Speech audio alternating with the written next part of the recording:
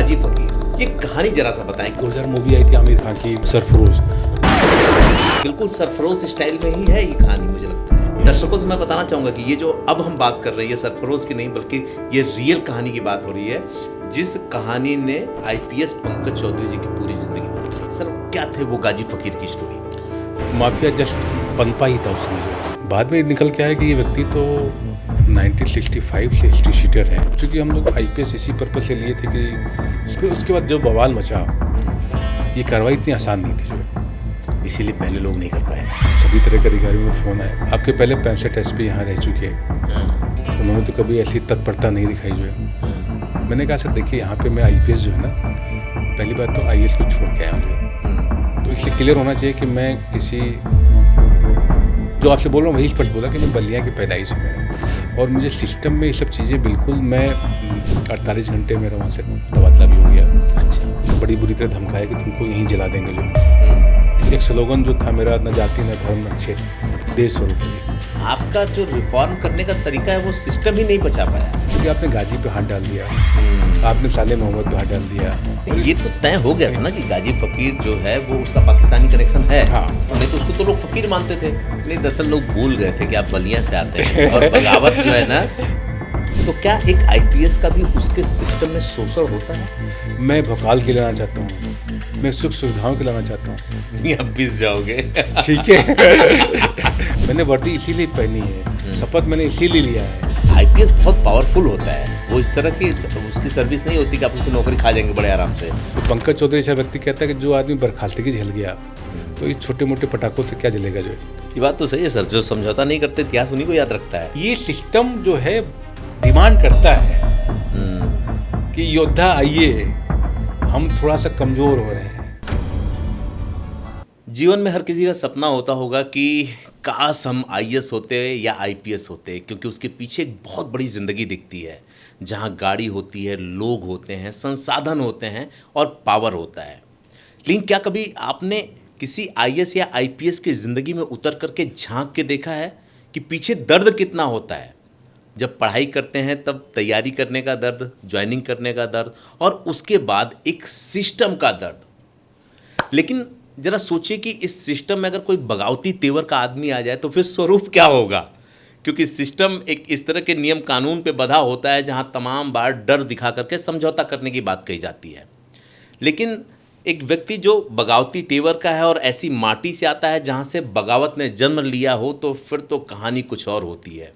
और मज़ेदार बात, उस आईपीएस ने आईपीएस का बनने का सपना ही सरफरोश फिल्म से देखा हो, जहाँ का जो एसीपी होता है वो बड़ा रंगरूट और बड़े दूसरे तरीके का होता है। तो ये तालमेल जब मिलता है तो किस तरह की खिचड़ी बनती होगी, यही बताने के लिए आज हमारे साथ एक ऐसे आईपीएस हैं जिनको आज पूरा हिंदुस्तान जानता है, उनकी कार्यशैली की वजह से भी और विवादों की वजह से भी। जैसे ही मैं नाम लूँगा शायद आप भी पहचान जाएंगे। उनका नाम है आईपीएस पंकज चौधरी जी, जो इस समय जयपुर में कम्युनिटी पुलिसिंग में है, और जब इस डिपार्टमेंट में आए तो पूरा कम्युनिटी पुलिसिंग को ही बदल के रख दिया। और कहते हैं कि पुलिस तब कमज़ोर हो जाती है जब मुखबिर तंत्र ख़त्म हो जाता है, और इन्होंने उसको ही एक नए स्वरूप में निकाला है। तो आइए हम सीधे बात करते हैं और इस बातचीत को आगे बढ़ाते हैं, और बहुत कुछ आपको मिलने वाला है सिस्टम के बारे में, अगर आप आईपीएस बनना चाहते हैं तो उसके बारे में, और कभी आपका पुलिस वालों से टकराव होता है या किसी मैटर में आप जाते हैं तो उसके बारे में भी बहुत बातें नहीं करेंगे। आइए सीधे स्वागत करते हैं sir. Thank you so much ये समय देने के लिए।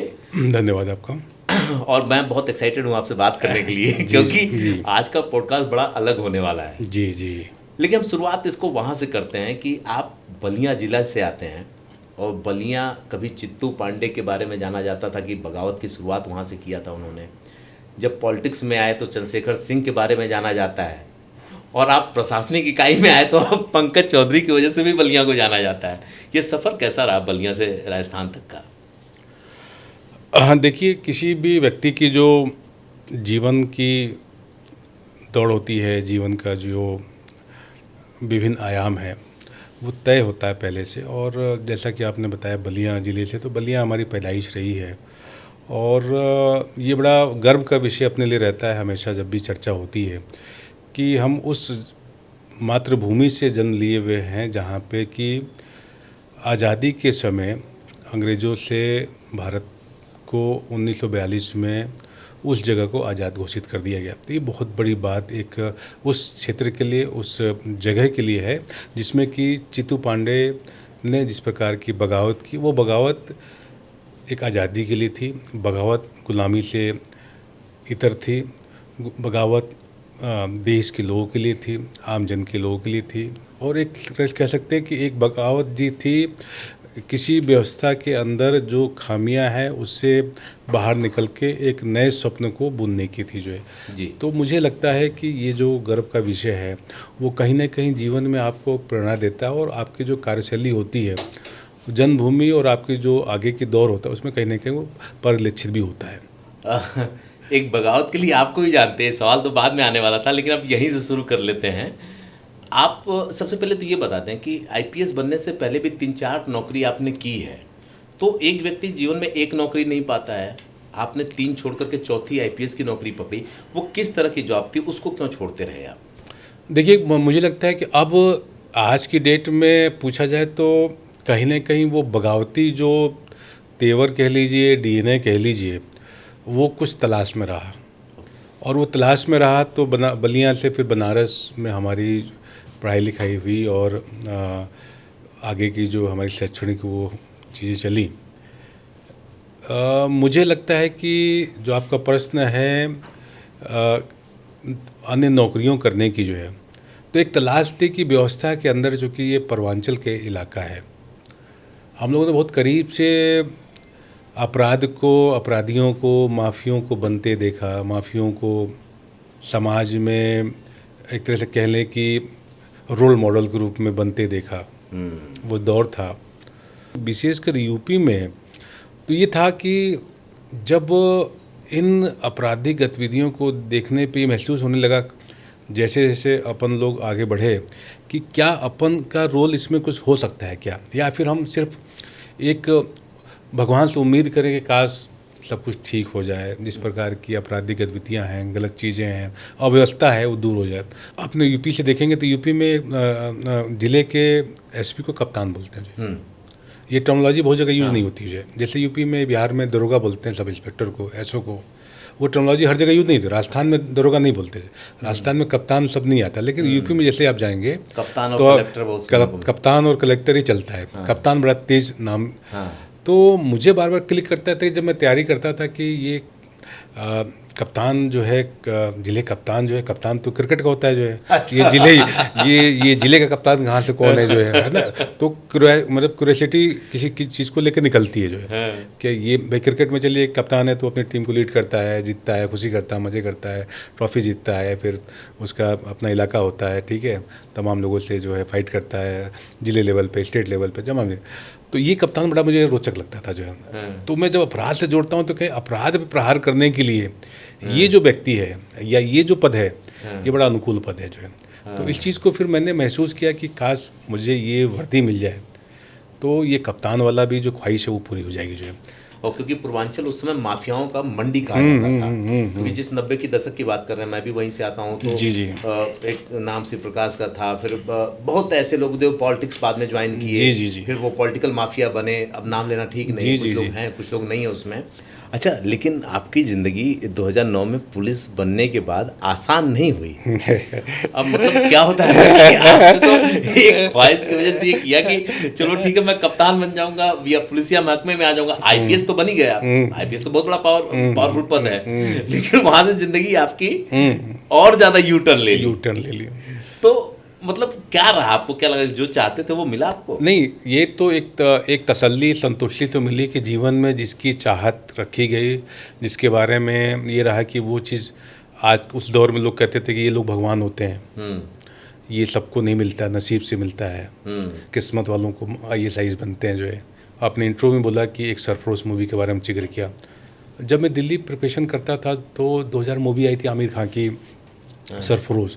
उस समय मैं जिया सराय में इंजीनियरिंग करने के बाद फिर मैं जिया सराय चला गया था। बहुत से बच्चे आज भी जिया सराय, नेश सराय, बेर सराय जब वहाँ पे जाके तैयारी करते हैं तो वहाँ भी दिल्ली दिल्ली आईटी दिल्ली की लाइब्रेरी का मैंने बहुत ही उपयोग किया जो है। सुबह सुबह चले जाते थे और फिर शाम को 6 बजे निकलते थे जो है।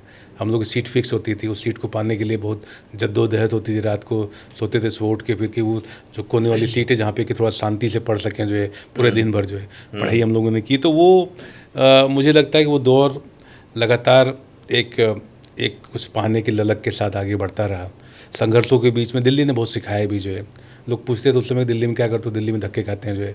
बसों में 1-1 रुपये की टिकट होती थी जो है कि कुतुब मीनार 1 रुपये में ले लो, ये फलां जगह 1 रुपये में ले लो जो है। तो आज भी बसें याद हैं, 501, 601, 602, 610, 500 सारी बसें आज भी याद। वो सारे नंबर तो उसी से आदमी नंबर जहन में याद है कि मुनिरका से सिटी बसों की यस वो हॉर्न। हाँ, मुनिरका से निकलना तो मुनिरका से यहाँ जाना। तो वो मूवी जो है जब 2000 में देखी, तो मूवी को देखने के बाद मेरे मित्र के साथ जब मैंने देखी तो उसमें बड़ा अच्छा मुझे नज़र आया आमिर खान का, जिसमें बताया कि मैंने आईएएस छोड़ के आईपीएस लिया। और उसमें जो पिक्चराइजेशन दिया वो पश्चिमी राजस्थान का पिक्चराइजेशन दे रखा है जो।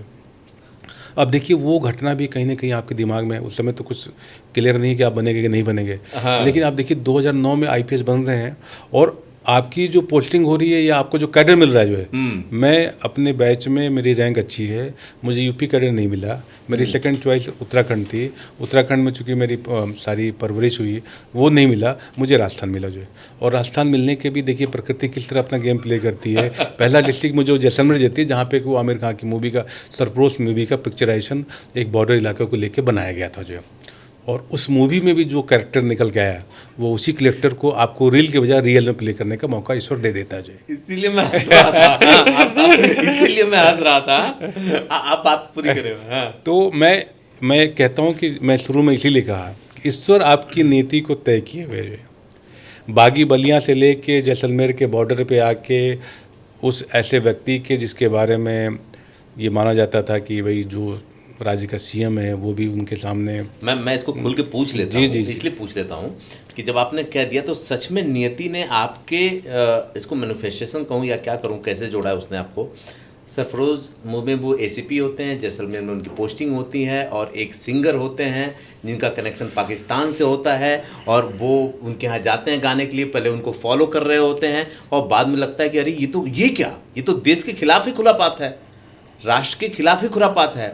और आपके साथ भी ऐसा हुआ कि आपकी पोस्टिंग हुई वहाँ पे एक शख्स गाजी फकीर नाम का। ये कहानी जरा सा बताएं क्योंकि अब तो सब जगह ये है, कैसे क्या हुआ? क्योंकि बिल्कुल सरफरोश स्टाइल में ही है ये कहानी, मुझे लगता है उसी पे बेस है ये पश्चिम राजस्थान की जो बॉर्डर की जो हमारी तस्करी है। दर्शकों से मैं बताना चाहूँगा कि ये जो अब हम बात कर रहे हैं ये सरफरोश की नहीं बल्कि ये रियल कहानी की बात हो रही है, जिस कहानी ने आईपीएस पंकज चौधरी जी की पूरी ज़िंदगी बदल दी। सर क्या थे वो गाजी फ़कीर की स्टोरी?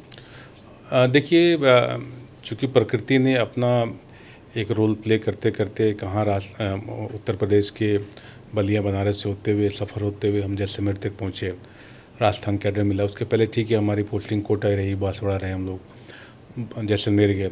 लेकिन जो ये इंसिडेंट गाजी फ़कीर का था, गाजी फ़कीर के बारे में बताते हैं कि वो तो दिवंगत है, दुनिया में नहीं है। लेकिन इस व्यक्तित्व के बारे में, शख्सियत के बारे में सच कहा जाए तो उस समय तक मेरे को बहुत ज़्यादा जानकारी नहीं थी। लेकिन जब चूँकि एक ज़िले के एसपी होते हैं तो बहुत सी चीज़ों पे आपकी नज़र होती है, जो है समाज के हर वर्ग पे नज़र होती है, हर प्रबुद्ध लोगों पे, दबंग लोगों पे, तमाम लोगों पे होती है। तो मुझे ये कैरेक्टर बड़ा इंटरेस्टिंग लगा। ये इंटरेस्टिंग आप ही कह सकते हैं कि जब मुझे याद है कि 23 फरवरी 2013 को जब मैंने ज्वाइन किया एसपी जैसलमेर, तो एयरपोर्ट पर उस समय रिसीविंग थी प्राइम मिनिस्टर की और तमाम और लोग की, चूँकि वहाँ पे एक ऑलरेडी एक इवेंट था। तो ये जो लोग थे ये लोग पाकिस्तान से, रहमियार खां से ये लोग सीधे एयरपोर्ट पे आए और आने के बाद सारे लोग वाइट ड्रेस में रहे, गाजी फ़कीर और तमाम। तो इनको देख के मेरा मन में एक प्रश्न हुआ कि मैंने अपने सब इंस्पेक्टर से पूछा कि ये लोग कौन है जो है। तो उसने मुझे डिटेल बताया कि साहब ये यहाँ के गाजी फ़कीर हैं, धर्मगुरु हैं, पीर प्रगार हैं। इनका बेटा जो है साले मोहम्मद है जो पहले विधायक रहा है, और ये करके सारी बातें बताई। ठीक है, कोई बात नहीं। उसके बाद जब हमने 1-2 महीने 3 महीने जब मैंने जैसलमेर में पब्लिक के लिए, अपराध पर नियंत्रण के लिए जो हमारा पुलिस का काम होता है, काम करना शुरू किया, तो कुछ चीज़ें आनी शुरू हुई। जो एक मैंने स्पेशल टीम भी बनाई जो है। बाद में निकल के आया कि ये व्यक्ति तो 1965 से हिस्ट्री शीटर हैं और इनकी जो तस्करी, जिस प्रकार से इनके खिलाफ मुकदमे हैं, रासुका से लेके तमाम ऐसे मुकदमे 1965 से लेके बीच में 1990 में एक एसपी ने इनकी हिस्ट्री शीट को जो बीच में बंद कर दी गई थी, गायब हो गई थी, उसको दोबारा खुलवाया। जब उन्होंने खुलवाया तो उनका तबादला हो गया महीने भर के अंदर। ये भी एक रोचक प्रश्न था जो है। उसके बाद देखा गया कि जब 2011 में एक एडिशनल एसपी रैंक के ऑफिसर ने उस हिस्ट्री शीट को दोबारा बंद कर दी जो है। ये जब बंद किया गया तो ये बात निकल के आती कि ऐसा व्यक्ति का प्रभाव क्या है कि जो व्यक्ति उम्रदराज है, जिसकी एक सत्ता है, जिसका एक प्रभुत्व है सरहदी इलाके में जो है, जिसको पीर प्रगाद हम गुरु कहते हैं जो है, जिसका लगातार आना जाना है, पाकिस्तान से आना जाना है, तो ये महसूस हुआ कि कहीं ना कहीं एक जांच का विषय है, तह में जाने की बात है जो है। अब चूंकि हम लोग आईपीएस इसी पर्पज से लिए थे कि समाज में हर वर्ग, चाहे वो पीड़ित है, चाहे वो दबंग है, हर व्यक्ति का क्या उसका कार्यशैली है और किस प्रकार से उसमें किसको क्या न्याय दे सकते हैं। तो ये जब डिटेल निकलनी शुरू हुई तो समझ में आया कि दबाव है, प्रभाव है, व्यक्ति का प्रभाव है, समूह का प्रभाव है। तो उसके बाद फिर हमने उस हिस्ट्री शीट को खोली, नियम तो खोली, राजस्थान आरपीआर के नियम के तहत खोली। फिर उसके बाद जो बवाल मचा, उस बवाल ने ये तय कर दिया कि ये जो हाथ रखा गया है या जो कार्रवाई की गई है, ये कार्रवाई इतनी आसान नहीं थी जो है, इसीलिए पहले लोग नहीं कर पाए। तो इनफैक्ट मैंने कई जगह बोला भी है कि लोग पूछते हैं कि क्या दबाव था। मैंने कहा दबाव, सीएम उस समय अशोक गहलोत जी थे, उन्होंने पूरे प्रयास किए, तंत्र की तरफ से मेरे पास लगातार दबाव आए, सभी तरह के अधिकारियों को फ़ोन आए कि भाई आप, पहला जिला है आपका, इतनी समझ तो आपको होनी चाहिए कि भाई सिस्टम के आप पार्ट हैं जो है, और ये जो आपने हिस्ट्री शीट खोली है ये थोड़ा ज़्यादा है। आपके पहले 65 एसपी यहाँ रह चुके हैं, उन्होंने तो कभी ऐसी तत्परता नहीं दिखाई जो है। तो मुझे थोड़ी हॉट टॉक भी उस समय एक डीआईजी रैंक के अधिकारी से हुई जो पुलिस मुख्यालय में बैठते थे। मैंने कहा सर देखिए यहाँ पे मैं आईपीएस जो है ना, पहली बात तो आईएएस को छोड़ के आया हूँ जो है, तो इसलिए क्लियर होना चाहिए कि मैं किसी उस प्रकार की व्यवस्था का पार्ट नहीं हूँ, मैं पुलिसिंग के लिए ही एक अलग कहानी है जो है।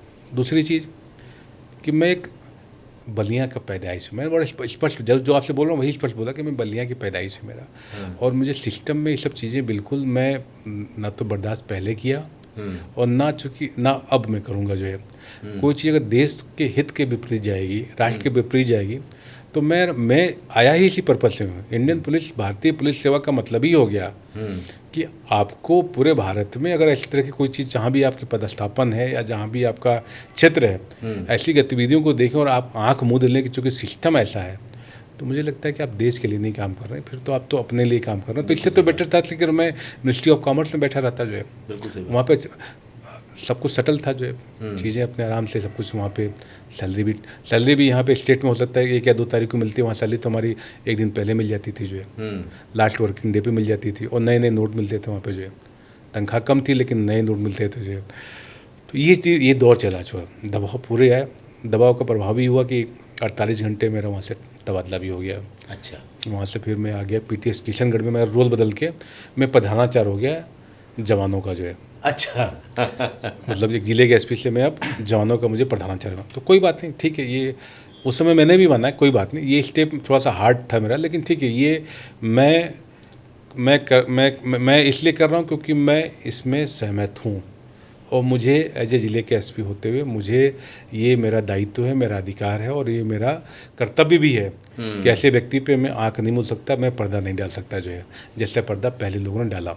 ठीक है, तमाम उथल पुथल हुई, और मैं आपको आज भी बताना चाहूँगा कि जिस दिन मेरी वहाँ से विदाई थी, जोधपुर मुझे आना था, जोधपुर में कई अधिकारियों ने ये विदाई समारोह रखा था कि पंकज की विदाई समारोह जैसलमेर ना करके हम जोधपुर रखेंगे जो है। अच्छा, जोधपुर इसलिए कि ठीक है, इसमें जैसलमेर में लोग बहुत ज़्यादा पैनिक हो रहे हैं, और इस माहौल से भाई इस अधिकारी के तबादले से लोग नाराज़ हैं जो है।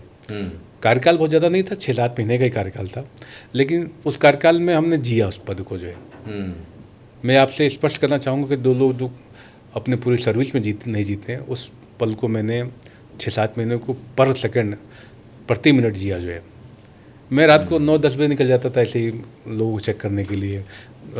अपराध हमारे इलाके में अपराध तो नहीं हो रहा, मैं बस स्टैंड चला जाता, मैं रेलवे स्टेशन चला जाता था, हाफ पैंट के पहन के चला अकेले चला जाता था जो। आपको डर नहीं लगता था क्योंकि मैं जिस तरह से मतलब खोल दिया एक था आपने मतलब केस उस तरह ये से, कहिए कि नहीं मुझे मतलब एक तरह का एक जुनून था कि आज जो चीज़ मैं इतने समय से मांग रहा था वो मुझे मिल गया, तो मैं उसका प्रत्येक क्षण में पब्लिक के लिए देना चाहता हूँ जो।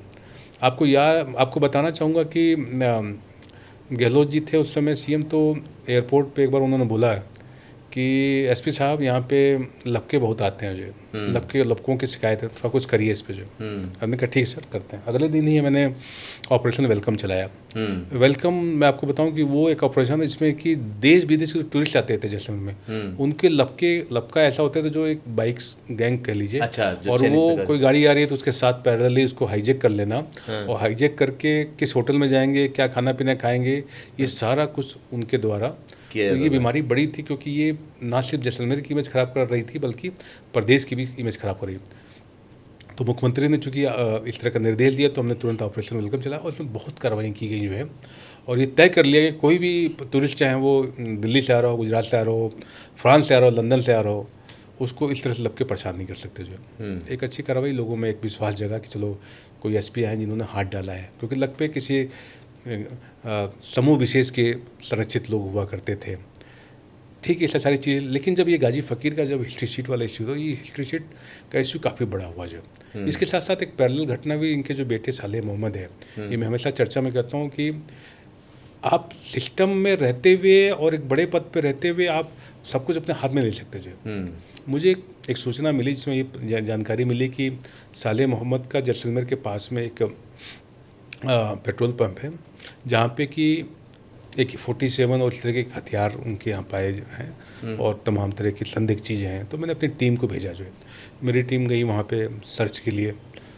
साले बहुत मिलते हैं और उन्होंने उसको मेरे काउंसलर पकड़ लिया और बड़ी बुरी तरह धमकाया कि तुमको यहीं जला देंगे जो है। ठीक है, वो करके चले गए। फिर वो सारी टीम मेरे पास आई, मेरे को रिपोर्ट किया, मैंने वेरीफाई किया। एक एसपी होते हुए बड़ा टफ होता है कि सत्ता के अंदर जिसकी सत्ता हो, उसका करंट सिटिंग एमएलए हो, उसके खिलाफ हाथ डालने में इतना आसान काम नहीं होता जो। क्योंकि नीचे से ऊपर तक तो सत्ता उन्हीं की होती है, सिस्टम उन्हीं का होता है।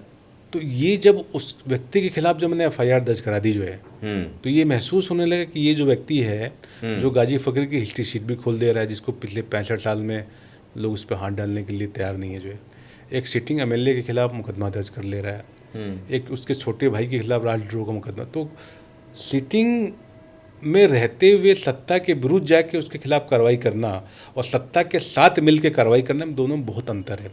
मैं हमेशा कहता हूँ, बहुत से ऐसे पुलिस अधिकारी जिनको मैंने देखा है पुलिसिंग में कि जो सत्ता के साथ बहुत बड़ी बड़ी कार्रवाइयाँ करने का दम भरते हैं जो है। तो मैं कहता हूँ सत्ता के साथ सिस्टम आपके साथ बैठा होता है जो है, और किसी इवेंट विशेष पे आपकी नैतिकता, आपका मनोबल, आपकी इच्छा शक्ति इंपॉर्टेंट होती है। और सत्ता में के विरोध जाके अगर आप कोई चीज़ काम करते हैं, इट मीन्स कि कहीं ना कहीं किसी इच्छा शक्ति पे, किसी फैक्ट पे आप काम कर रहे हैं। आप अपने जिगरा भी होना चाहिए ना, आप कोई अवसर को नहीं तलाश रहे हैं जो है। मुझे याद है कि उस समय बहुत से लोगों ने कहा कि आपका पहला जिला है, आपको बहुत से जिले करने हैं, तो आप अगर ऐसे ही करेंगे तो आपको जिले थोड़ी गवर्नमेंट देगी जो है। उसका जिला मिला कि नहीं आपको? नहीं, वो जिला मुझे मिला। उसके बाद मैं बुद्धि रहा, मैं बासोड़ा भी कुछ समय के लिए एसपी रहा उसके पहले जो है। मैंने फिर इनको कहा कि मैं जिलों के लिए नहीं आया जो है, मैं जिलों की संख्या के लिए मेरा बिल्कुल क्लियर है कि मैं जिलों की संख्या के लिए नहीं आया, मैं यहाँ पे काम करने गया हूँ। और मैं ये स्पष्ट मानता हूँ कि पुलिस की नौकरी में जिले के साथ साथ और भी ऐसे विंग्स हैं जहाँ पे कि आपको काम करने के मौके होते हैं और वो ज़्यादा चैलेंजिंग होते हैं। मैं आपको बताता हूँ, जब मैं PTS किशनगढ़ का अजमेर में जब मुझे प्रिंसिपल बनाया गया, तो इसमें ये भी मैं 6-7 महीने रहा और मैंने बड़ा इन्जॉय किया जो है। मुझे आज भी याद है कि वहाँ पे करीब 1200 बच्चे नए लड़के आए थे रिक्रूट, और कुल मिला के पूरी नफरी मिला के करीब 21 लोगों को मैं ट्रेन कर रहा था। तो वहाँ पे तुरंत हमने अपना चोला बदला जो है। जब मुझे प्रधानाचार्य का वो पद मिला, और शायद मैं पहला प्रधानाचार्य उस PTS का हूँ, उसके बाद में तो राष्ट्रीय अवार्ड वगैरह काफ़ी मिला, उस इंस्टीट्यूशन को काफ़ी मिला। इन बच्चों को मुझे लगा कि ये बच्चे हमारे, जैसे कि माँ अपने बच्चों को गर्भ में 9 महीने पालती है, तो इनकी 9 महीने ट्रेनिंग मैं इनको ऐसा बनाना चाहता हूँ जो पूरे प्रदेश के लिए आने वाले समय में एक प्रेरणा की भूमिका निभाया। मैंने इनके साथ स्पोर्ट्स एक्टिविटीज़, मैंने एक शिकायत पेटिका वहाँ पे चालू की एज ए कमांडेंट होने के नाते, प्रिंसिपल होने के नाते, कि जो बच्चे जिनको लगता है कि व्यवस्था में खामियां हैं, मेरे पास फीडबैक आते थे, शिकायतें आती थी, मैं इनके खाने के बीच में जाके बैठता था, इनके साथ खाना खाता था। ये जब देखता था कि खाने की क्वालिटी ठीक नहीं तो उसको मैं दुरुस्त करता था। जो हमारे उस्ताद होते थे, हमारे जो सब इंस्पेक्टर होते थे, सीआई होते थे, सबको मैं कि जितने समय मैं यहाँ पे हूँ चीज़ें बेहतर होनी चाहिए। और इसमें कोई भी चीज़, तो मुझे याद है कि आज भी एक स्लोगन जो था मेरा, न जाति न धर्म न क्षेत्र, देश सर्वोपरि, जो मैंने बांसवाड़ा में भी सभी थानों में प्रसारित कराया, कोटा में भी कराया। वहाँ भी मैंने बच्चों को बताया कि आप, एक बड़ा अच्छा वाक़या, मैं बच्चों का, मैं इन लोगों का मैं कोई लेक्चर ले रहा था जो है, उस लेक्चर लेने के दौरान में मुझे ये महसूस हुआ इनके रेजिडेंस में, और जबकि ये जो बच्चे 1100, 1200 या 2000 बच्चे हैं, ये कहीं ना कहीं अपने अपने इलाके से जो है प्रभावित हैं। जैसे कोई कह रहा है कि मैं भरतपुर का हूँ, मैं कोटा का हूँ, मैं जैसलमेर का हूँ, मैं बीकानेर का हूँ। चूँकि हमारे राजस्थान से सभी जगह से वहाँ पे रिक्रूट आए हुए, तो मैंने उनसे एक सेमिनार में पूछा कि आप में से कोई व्यक्ति, आप में से कोई जवान 9 महीने ट्रेनिंग करने के बाद जब मेन फील्ड में आएगा, पुलिस के उसमें शामिल हो जाएगा, और सपोज़ लंदन में किसी जांच में उसको भेजा जाए उस जवान को, और लंदन में अगर उससे सामने पूछा जाए कि भाई आप कौन हैं, आप अपनी आइडेंटिटी बताओ, तो क्या बताओ कि मैं भरतपुर का हूँ, मैं कोटा का हूँ, मैं बूंदी का हूँ, क्या मैं इंडिया से आया मुझे। तो ये बात मुझे बताने में बड़ा ये महसूस हुआ कि जो क्षेत्रवाद की बात करते हैं, जो जातिवाद की बात करते हैं, जो है ये ऐसे सब्जेक्ट हैं जो भारत में सदियों से हैं, आज भी हम जूझ रहे हैं। और ये पुलिसिंग के अंदर, जो सिस्टम के अंदर हम जिस पुलिसिंग की बात करते हैं, आपने बड़ा अच्छा प्रश्न इंट्रोडक्शन दिया कि क्या सिस्टम में आने के बाद सब कुछ आसान हो जाता है। नहीं, वही पूछने वाला था मैं आपसे कि रिफॉर्म के लिए तो आप जाने जाते हैं, लेकिन आपका जो रिफॉर्म करने का तरीका है वो सिस्टम ही नहीं बचा पाया। अच्छा, एक बात बताएं, इस कहानी को हम आगे बढ़ा लें, फिर हम उस पर आएंगे कि आपने जो एक तो बता रहे हैं कि आपको मुख्यमंत्री मिले अशोक गहलोत जी और बोले कि भाई लपका के खिलाफ कार्रवाई कीजिए। जब आपने कार्रवाई करना शुरू किया तो कुछ इस तरह की भी कार्रवाई हुई कि जिसमें आप सस्पेंड कर दिए गए। तो मुझे बताएं कि वो लेटर कब लिखा था आपने उनको, और किस लिए लिखा था? नहीं, ये नहीं, निलंबन मेरा कभी नहीं हुआ जो है, सस्पेंशन कभी नहीं। ये लेटर मैं जब जॉब में दोबारा आया हूँ 2023 में जो है, तब उनको मैंने पत्र, एक तरह से पत्र क्या ले, उनको मैंने एक जागृत करने का प्रयास किया। जागृत करने का प्रयास इसलिए किया कि जब ये जैसलमेर का और उसके बाद बूंदी और तमाम जगह मेरी पोस्टिंग होती रही, फिर मैं दिल्ली भी रहा कुछ समय, मतलब 1 साल मेरे डेपुटेशन में मैं दिल्ली रहा। दिल्ली के बाद फिर मैं पुलिस मुख्यालय में मुझे 2-3 पद मुझे मिले वहाँ पे। फिर बीच में जो घटना जो हुई, जिसके बारे में जो पत्र की बात कर रहे हैं, वो इस घटना के बाद की बात है जो है। और वो निलंबन नहीं था, बर्खास्त के मुझे डिसमिसल किया गया था, फैमिली इशू पे लेके डिसमिसल किया गया था। और पूरी तरह से ये प्रकरण जो है आपके सामने मैं स्पष्ट करना चाहूँगा कि एक रंजिश, एक षड्यंत्र के अलावा कुछ नहीं था। यही सवाल जब हम लोग भी आपस में बात करते हैं कि किसी का अगर एक विवाह हुआ या 2 विवाह हुआ, उसकी अपने फैमिली की प्रॉब्लम है और उस पर कोई एलिगेशन इस तरह का नहीं लगा हुआ, तो सिस्टम कैसे उसके नौकरी से बर्खास्त या इस तरह से वो कर सकता है? आपको बताऊं कि जब सिस्टम में आप कोई इस तरह की कार्रवाइयाँ करते हैं, तो सिस्टम में बैठे लोग आपको पकड़ने का प्रयास करते हैं जो है, और कहीं ना कहीं संरक्षण के माध्यम से होता है कि इशारे पे होता है, एक आपको घेरने का प्रयास होता है जो है। ठीक है, उस समय किसी ने कहा कि साहब ये दारू पीते नहीं जो है, पुलिस में होकर भी दारू नहीं पीते जो है, और कोई ऐब इनके अंदर है नहीं जो है। नहीं, तो आधार क्या बनाया इन्होंने? नहीं, मैं कह रहा हूँ आधार क्या पकड़ता है। अगर किसी को टारगेट करना है तो आप क्या देखोगे जो है, कहीं दारू पीते हो पकड़ लो, फिर कहोगे साहब देखो किस तरह का अधिकारी है जो है। इस तरह कुछ चीज़ आप निकालते हो जो छोटी छोटी चीज़ जनरली होती हैं आपके कर्मचारियों को। मैं यही कहता हूँ कि अगर आपको टारगेट करना हो तो क्या टारगेट करेंगे आपसे जो है, आपके व्यवहार को देखें, आचरण को देखेंगे। लेकिन ये मुद्दा ऐसा था जिसमें कि एक मैटर में ऑलरेडी इलाहाबाद हाई कोर्ट में सुनवाई चल रही है जो है। ठीक है, एक फैमिली डिस्प्यूट है, प्योरली फैमिली डिस्प्यूट है। जाने कितने लोगों का हो रहा है। उसमें जो गृह सचिव थे उस समय के, जब इनको शिकायत की गई, सरकार के पास शिकायत आई, सरकार ने गृह सचिव के पास वो लेटर गया, वो लेटर आज भी मेरे पास है। उन्होंने सरकार को लिखा कि जहाँ तक मुझे जानकारी है, पंकज चौधरी के मैटर में शायद किसी कोर्ट में इनका मैटर प्रेजुडिस है, शायद उनको जानकारी थी, इलाहाबाद हाई कोर्ट में मैटर चल रहा है इनका, अपन लोग को इसमें इंटरफेयर नहीं करना था। नहीं करना चाहिए। वो लेटर मेरे पास आज भी है 2013 का जो, लेकिन चूंकि षड्यंत्र रचा जा चुका है, आपको घेरने का प्रयास है, अब चूंकि आपने गाजी पे हाथ डाल दिया, आपने साले मोहम्मद पे हाथ डाल दिया, आपने लपकों में कुछ और ऐसे संभ्रांत लपकों पे हाथ डाल दिया जो किसी के लिए कमाई करता था, तो वो तो उसका रिवर्ट आएगा। सत्ता उनकी है, उनकी सत्ता आज है, फिर कल आएगी। लोग तो वही बैठे हुए हैं, उनके कुछ नामुंदे भी होंगे, सरकार में सिस्टम के अंदर बैठे होंगे, उनसे लाभान्वित होंगे जो है, वो भी आपको तिरछी नज़र से देखेंगे, अच्छा हमारे आके के साथ आपने वो किया। तो ये चूंकि देखिए स्पष्ट रूप से मेरे को, गाजी फकीर वाले केस में लोग आपको घेर नहीं पाए, कुछ कर नहीं पाए। जी, क्योंकि वो लीगल था, वो लीगल था, उसने आपने साबित भी कर दिया कि इनका पाकिस्तानी कनेक्शन है। जी। तो पंकज चौधरी को सबक सिखाना था, तो कुछ न मिला, तो एक ये बैकग्राउंड बना करके तो ये चलाते रहे, जांच करते रहे, जबकि इनको पता है कि इसमें कुछ भी नहीं है, फर्वारिक मर्डर है। इलाहाबाद कोर्ट ने अपना जजमेंट दे दिया। उसमें जो हाई कोर्ट के जस्टिस थे मिस्टर पंकज मित्तल साहब, वो सुप्रीम कोर्ट का आज जस्टिस हैं जो है, मुझे याद है कि बड़ा स्पष्ट आदेश उन्होंने किया कि इनका पारिवारिक मैटर है, डिग्री की, और फिर ठीक है आप अपने लाइफ में, लेकिन उसको चूंकि उलझाया गया, डिपार्टमेंट ने जानबूझ को उसको उलझाया। मतलब एक पुलिस का एक ऐसा नेगेटिव रोल निकल के आया सिस्टम का, जिसमें आपको उलझाना है तो आपको किसी भी तरह में उलझा सकते हैं जो है, ठीक है। उसमें हमें बर्खास्तगी भी कर दी गई जो है गलत तरीके से। जो वो दौर था जब 2019 में फरवरी में जब ये बर्खास्तगी हुई, तो बहुत से लोगों ने सोचा कि यार अब तो पंकज जी का जो कैरियर था वो ख़त्म हो गया। और देखो इतनी मजबूती से काम किया, आईपीएस का सपना था। तो एक बार मैंने सोचा भी जो है कि मैं इंजीनियर रहा हूँ जो है, मुझे क्रिकेट का शौक़ है जो है, मुझे किताबें मैंने पढ़ने का भी शौक़ है, मैं पूरे मेरे जो देखेंगे उसमें रुचि में तो यात्रा का बड़ा शौक़ है जो है। आपने फेसबुक प्रोफाइल भी डाल रखा है। तो मैंने ये महसूस किया कि यार इस क्षण में एक व्यक्ति जहाँ पे कि एक सपने के साथ आया था जो है,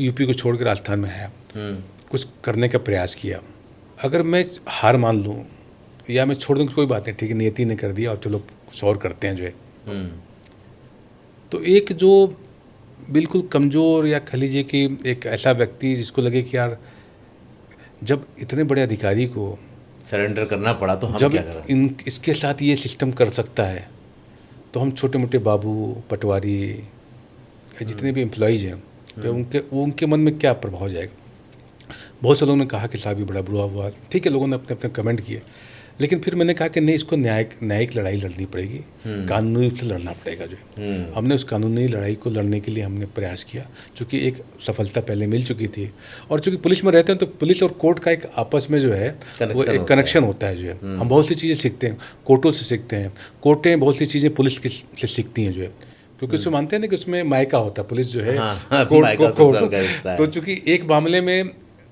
किसी ने घेरा, षड्यंत्र किया और आपके साथ गलत कर दिया जो है, अब आपके साथ गलत कर दिया तो उभरना आप ही को है जो है। वहाँ से सलाह मिल सकती है भाई कि आप गलत हैं, सही है, ये लड़ाई लड़िए अपनी जो कॉन्स्टिट्यूशन। ये आपका मनोबल ही तय करेगा कि आप इतने बड़े सेटबैक के साथ, इतनी बड़ी सर्विस में जिसमें कि आपका सपना था, उस सपने को चकनाचूर करके आपको बाहर का रास्ता दिखा दिया गया जो है, और आपको सामने वो चेहरे दिखाई दे रहे हैं जो है, जो चेहरे आपके पीछे रणनीति बना रहे थे जो है। कितना मुश्किल दौर रहा होगा ना ये। तो मैं आपको कहना चाहूँगा कि पत्नी मेरी मुकुल चौधरी, उन्होंने बड़ा साहस रहा, और उस दरम्यान में का कोई बात नहीं, ठीक है, उस दरम्यान पूरे भारत का भ्रमण किया हमने। सरकार किसकी थी? कांग्रेस की थी ना उस समय? बीजेपी की सरकार आ गई थी। अच्छा, बीजेपी की सरकार। हाँ, वसुंधरा राजे जी की सरकार थी, और वसुंधरा राजे जी का भी प्रेम हमारे से अच्छा रहा है जो है। अच्छा, एक बात बताएं, आपकी जो पत्नी है वो कांग्रेस के किसी मंत्री की बेटी है ना? नहीं, मैं मुकुल जी या मेरी जो मदर इन लॉ है नहीं, और मुकुल की जो माता जी जो है वो शशि दत्ता जी हैं, थी अभी 2023 में उनका देहांत हुआ। वो 1993 से 98 तक वो भैरव सिंह शेखावत जी के समय में कानून मंत्री रही जो है। अच्छा, बीजेपी में रही इस समय, और 5 साल वो कानून मंत्री रही जो है। 2023 में उनका देहांत हुआ।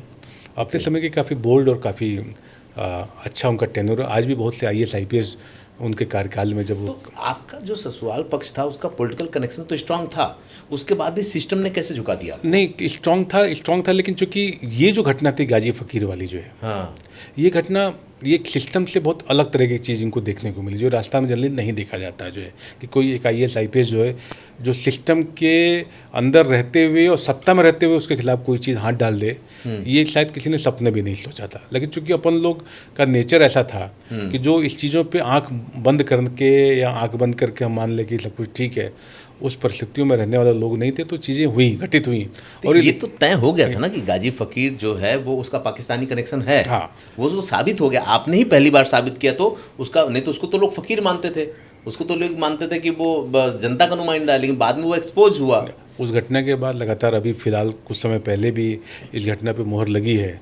हाँ। कि जिस समय हमने उस समय जो डिटेन किया था जिन लोगों को पाकिस्तान के जासूस के रूप में, वो आज कुछ समय पहले ही हमारी एजेंसीज ने उसको राउंड अप किया, और उस पर लगातार चीज़ चल रही कि भी वो लोग जो उस समय SP रहते हुए जो किया गया। अब वो लोग पंकज चौधरी को कैसे देखते हैं? हाँ, अब कुछ हमारे ADGs हैं, सीनियर अधिकारी हैं, वो कहते हैं पंकज जो काम आपने उस समय किया था उस पर मोहर अब लग रही है, जो है 12 साल के बाद जो है। तो हमने कहा मोहर लगाने के लिए मैं नहीं काम कर रहा था, मैंने तो मैं जो वो दायित्व था उस दायित्व को मैंने पूरा किया जो है। लेकिन अब मैं पूरा इस चीज़ पे आता हूँ कि जो बर्खास्तगी का दौर था, उस दौर ने भी बहुत सिखाया। और मैं बड़ा मतलब मुझे कहते हुए बड़ा खुशी हो रही है, वो कोरोना का भी टाइम था जो है 19-20, आप देखो कोरोना का समय था, तो एक अवसर था अपने लिए। उस समय लोग बाहर निकलते नहीं थे, तो हमने अपनी गाड़ी और अपने ड्राइवर और अपने फैमिली के साथ हमने पूरा भारत भ्रमण किया। आज पूरे भारत को हमने कम से कम 5 बार से अधिक बार हमने भ्रमण कर लिया। और जो बच्चे हैं, अब मैं कहीं जाता हूँ कि पापा यहाँ तो हम कई बार आ चुके हैं। भारत का कोई ऐसा कोना रहा जहाँ पे हमने भ्रमण ना किया हो जो है। अच्छा, इसीलिए आप थोड़ा से एक एनर्जी मिली, एक तमाम तरह के लोगों को, दक्षिण के लोगों को, नॉर्थ ईस्ट के लोगों को, सबको देखा, सबकी भाषाएं देखी, सबके लहन जगह, उनके लाइफ स्टाइल देखी, उनके साथ जब समय बिताया तो लगा कि यार ये जीवन जो है, भारत जो है विविधताओं से भरा हुआ देश है जो है, और हम किसी एक जगह रह के संकीर्ण हो जाए, ये हमें भारत में रहते हुए अगर हम संकीर्ण हो जाए तो बड़ा दुर्भाग्यपूर्ण है। उस दौर को बड़ा अच्छा जिया गया। और मैं बहुत से लोगों को कहता हूँ, मित्रों को, कि मैं IPS रहते हुए तो चलो एक 5 स्टार में आदमी जाता है, या कहीं मतलब ठीक है भाई IPS अधिकारी कहीं गए तो 5 स्टार में हो गया, सरकारी उसमें किसी ने अरेंज किया तो 5 स्टार में रुक गया, नहीं तो अपने सरकारी उसमें हमारे सर्किट हाउस या IPS में हमने उस समय 7 स्टार में जाता था जो जब बर्खास्त के तौर पे। तो इसलिए कि जो लोग इनको लगता हो कि ये लोग टूट चुके हैं, ये लोग बिल्कुल ख़त्म हो गए, उनको दिखाने के लिए कि हमारा स्टैंडर्ड उससे ज़्यादा बढ़ गया जो है। नहीं, दरअसल लोग भूल गए थे कि आप बलिया से आते हैं, और बगावत जो है ना वो मतलब ऐसी जगह का अन्न, जैसा खाए अन्न वैसा मन वाला ना, तो बलिया का दाना का असर था, तो लोग वो भूल गए थे। वो न्यायिक उसमें हमने मान लिया था, हमने फ्रेमिंग तैयार कर ली थी हमने। अब वो दौर ऐसा हो गया था, हमको वकील देखते समझ में आता है कि इसको रखना कि नहीं रखना, इस वकील को कितना रखना अपने केस में जो है। मतलब इनफैक्ट मुकुल का ये काम होता था, किस फाइल में कौन सा वकील, इलाहाबाद हाई कोर्ट में या दिल्ली कौन सा वकील रखना, कब किस मौके पे कौन से वकील को कैसे हैंड ओवर करना जो है, और किस बेंच में जाना है, और कहाँ जाना है, कैसे जाना है, तमाम चीज़ें वो हम लोगों ने इसको सीखा जो है। फाइलिंग कैसी होती है, कैसे चीज़ होगी, तो बड़ा स्ट्रगल किया इसमें जो, और बहुत कुछ सीखने को मिला। वो तो जीत गया ना फिर आप। हाँ, वो निर्णय हो गया 2020 दिसंबर में निर्णय हो गया। उसमें सरकार की जो कार्रवाई थी उसको जो है गलत माना गया। उसको ये बताया गया कि जो कार्रवाई की गई द्वैतता से है, और जो जांच की गई वो जांच गलत है, और इनको तुरंत सरकार को बोला गया कि आप रजिस्ट्रेट करिए इनको, तो हमारी सर्विस में वापस आए। लेकिन एक बात समझ में नहीं आई, सर्विस में तो आप वापस आ गए, लेकिन डिमोशन हुआ जो शायद पहली बार किसी का नहीं, उसमें ये था, उसमें एक टेक्निकल पहलू ये था जो है, जब उस समय मुझे सर्विस में वापस लाया गया, तो उसमें ये कोर्ट ने ये कहा था सरकार को कि भाई देखिए ये सारा प्रकरण हुआ जो है, ठीक है ना, फैमिली मैटर था, हम आपकी बात को भी थोड़ा बहुत तवज्जो देते हैं, अगर आपको इनके खिलाफ कुछ कार्रवाई करनी है तो छोटी मोटी कोई कार्रवाई आप कर सकते हैं। छोटी मोटी का सेंस मतलब ये था कि आप इनको सेंसोर दे दें या छोटा मोटा करके आप इनको फ्री कर दिए।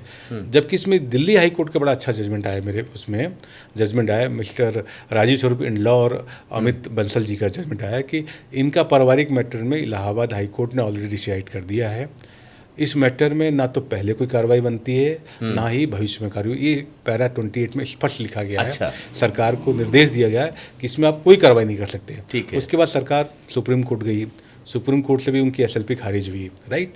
उसके बाद फिर जब सर्विस में वापस आए तो एक तरह से ये था कि इनको कोई कार्रवाई बची नहीं जो है, आप इनको रजिस्ट्रेट कर लीजिए, और इनके जो भी ड्यू एडवांटेज हैं, 2 साल ये बाहर थे तो उसको रेगुलाइज कर दीजिए, उनको आप सर्विस में मानते हुए इनको आप लेकिन उसके बाद भी चूंकि जो षड्यंत्रकारी थे उस समय, हाँ, ये यही सवाल था उनके कि पेट में कहीं ना कहीं एक उलझन थी, कहीं ना कहीं दिमाग में कि यार ये एक हमने दाव चला, वो दाव हमारा फेल हो। वही वही मैं जानना चाहता था कि एक सिस्टम का आदमी वो जो कि तेज तर्रार और बहुत अच्छा काम करने वाला है, ये दुनिया जानने लगी थी। तब तक तो आपको सब लोग जान लिए थे, अखबारों में छप गए, टीवी पे चल गए, हर जगह हो गया था। सरकार एक पार्टी बन करके आपके खिलाफ लड़ रही है, तो क्या ये सिस्टम की मार थी या पर्सनल रिवेंज था या पॉलिटिकल रिवेंज था? ये किस तरह का रिवेंज आप देखते हैं? क्योंकि आपको स्पष्ट होगा आपके पॉलिटिकल रिवेंज नहीं करेंगे, ये मैं मानता हूँ कि जो अपनी जो कार्यप्रणाली है वो कार्यप्रणाली से ये लोग उतने सहमत नहीं थे और ना तो ऐसी उम्मीद की थी जो है। मुझे आज भी याद है कि जब जैसलमेर से विदाई हुई और जैसलमेर से मुझे जोधपुर आना था, सुबह पे मैं अपने एसपी आवास से जब निकलने लगा तो मुझे 6-7 बजे निकलना था जो है। लेकिन आपको विश्वास नहीं होगा, मैं जोधपुर जो है रात के 10 बजे 11 बजे पहुंचा हूं और मुझे कम से कम आज भी वो मैं सिनेरियो देखता हूं तो रोमांचित हो जाता हूं, कम से कम 15 से 20 हज़ार लोगों ने हमारी गाड़ी को घेर लिया था जो है कि साहब आपको जाने नहीं देंगे जो है। ये 2013 की बात है और जब मैं वहाँ से निकलता हूँ तो 15 से 20 हज़ार लोगों ने सड़क के दोनों तरफ अपने वो करके और मेरी गाड़ियों को रोक दिया जो है। ये सिस्टम आपको पचा नहीं पाया। तो ये जब चीज़ें लोगों ने देखी कि यार किसी पुलिस वाले के का जब तबादला तो लोग खुश होते हैं जो है, ताली बजाते हैं जो है कि चलो अच्छा हुआ चला गया जो है, गालियाँ भी दे देते हैं जो है। लेकिन जब ये राजस्थान में पहली बार ऐसी घटना लगी कि भाई किसी के जाने पे महीने महीने तक लोग दुकानें बंद कर दे रहे हैं, लोग सड़कों पे आ रहे हैं, हड़ताल कर रहे हैं, जिसकी विदाई के समय 15,000 लोग सड़कों पे खड़े होकर गाड़ी को रोकने नहीं, साहब आपको जाने नहीं देंगे जो है। एक बात बताएं सर, क्योंकि अब कहानी यहाँ तक पहुँच गई तो जो यूपीएससी के स्टूडेंट देख रहे होंगे, जो आईपीएस बनना चाहते होंगे, अब वो ये सोच रहे होंगे कि एक आईपीएस बनने के बाद तो आदमी बहुत ताकतवर हो जाता है, तो क्या एक आईपीएस का भी उसके सिस्टम में शोषण होता है? देखिए, मैं बच्चों से जो नए बच्चों, मेरे हमेशा मोटिवेशन जो क्लासेस लेता हूँ नए बच्चों का, मैं शुरू से यूपी से लेके आगरा, दिल्ली, तमाम जगह में लगातार बच्चों के संपर्क में रहता हूँ। बच्चों से मैं यही बात करता हूँ कि यार तुम्हारा सपना क्या है, तुम इस जॉब में क्यों आना चाहते हो, पहले ये क्लियर करो। इसके लिए तुम 6 महीने समय लो जो है, साल भर समय लो जो है, किताब बिल्कुल छोड़ दो जो है। नए जो एस्पिरेंट देख रहे हैं उनको बताना चाहूँगा, सब कुछ छोड़ दो जो है, पहले सोचो कि तुम बनना क्या चाहते हो, क्यों बनना चाहते हो, IAS IPS क्यों बनना चाहिए। अगर तुम्हारी क्लियरिटी आ गई, भाई पंकज चौधरी को तो क्लियर था जो है, तो वो सारे स्ट्रगल को बड़े आसानी से पार करते हुए हम निकल गए जो है। लेकिन अगर तुम्हें लगता है कि नहीं मैं पद के लिए आना चाहता हूँ, मैं पैसे के लिए आना चाहता हूँ, मैं भोकाल के लिए आना चाहता हूँ, मैं सुख सुविधाओं के लिए आना चाहता हूँ, तो मैं इनसे कहता हूँ कि भाई इससे बहुत से और भी नौकरियाँ हैं जहाँ पे इससे कई हज़ार गुना कमा सकते हो जो यहाँ पिस जाओगे। ठीक है। अगर पैसा ही आपका क्राइटेरिया है आने का, तो इससे मैं आज की डेट में जो जिस प्रकार के नवाचार है, स्टार्टअप हैं, 21 साल का बच्चा जो कर देता है, 1000 करोड़ का टर्नओवर लेकर बैठा होता है जो। हाँ, 1000 करोड़ का टर्नओवर पूरी दुनिया घूम रहा है। ठीक है, तो मैं जो नए स्टूडेंट है, अगर इसमें आना चाहते हो तो इसमें सैलरी बहुत ज़्यादा नहीं है जो है।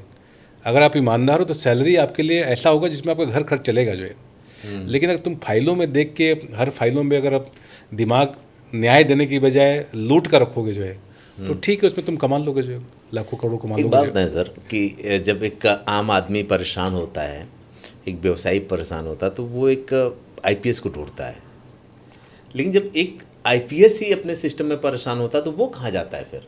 ये बड़ा चैलेंज है और इसको मैं कभी कभी लोगों को एक कलयुग से जोड़ता हूँ कि देखो ये कलयुग का दौर है जो है। इस कलयुग में बहुत ऐसी चीज़ें होंगी जिस पर आप आभास भी नहीं कर सकते जो है। जिस न्याय की बात करते हैं, जिस आप लोगों की विश्वास की बात करते हैं, आज भी देखिए जो राजस्थान पुलिस का स्लोगन है, आम जन में विश्वास, अपराधियों में भय, बड़ा अच्छा स्लोगन है। उल्टा हुआ इसका तो। और आज मैं कम्युनिटी पुलिसिंग का एसपी होते हुए नोडल अधिकारी हूँ मैं राजस्थान का।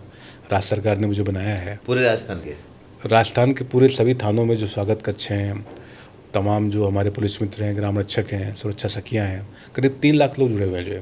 क्योंकि 2-2.5 साल काम किया तो मैंने बड़ा नफ्स इनकी पकड़ी जो है, और 30 से अधिक जिलों की विजिट की गई, लगभग 100 के आसपास थानों को विजिट किया गया, थारोली विजिट किया गया। आज भी लगता है कि जिस उद्देश्य के साथ इस पुलिस सेवा में आया गया कि यार आम आदमी को राहत मिले, आम आदमी पुलिस के प्रति अपने भाव को बदले, एक डर को बदले। जो लगता है ना कि पुलिस को देखते कि डर, उसको लगता है कि थाना है तो एक तरह से कोई भूत का घर है जो है, वो मानसिकता से बाहर निकले। ये अंग्रेज़ों की पुलिसिंग नहीं है जो है, हम्म। ये पुलिसिंग बनी थी, अंग्रेज़ों ने अपने समय जो पुलिसिंग का ईजाद किया था, वो ईजाद किया था रेवेन्यू कलेक्ट करने के लिए। आप जाइए और डंडा मारिए और पैसा लेके आइए हमको जो है। आज़ाद हो गए हम, आज़ादी के बाद पुलिसिंग में तमाम बदलाव आए हैं। अभी देखिए तमाम हमारे एक्ट्स बदले गए हैं जो है। अब जनोन्मुखी पुलिसिंग का दौर आया है, जिसमें कम्युनिटी पुलिसिंग जो है, इसका पर्पज़ ये है कि जनता और पब्लिक के पुलिस के साथ जो है एक संवाद हो और उसमें गैप कम हो जाए।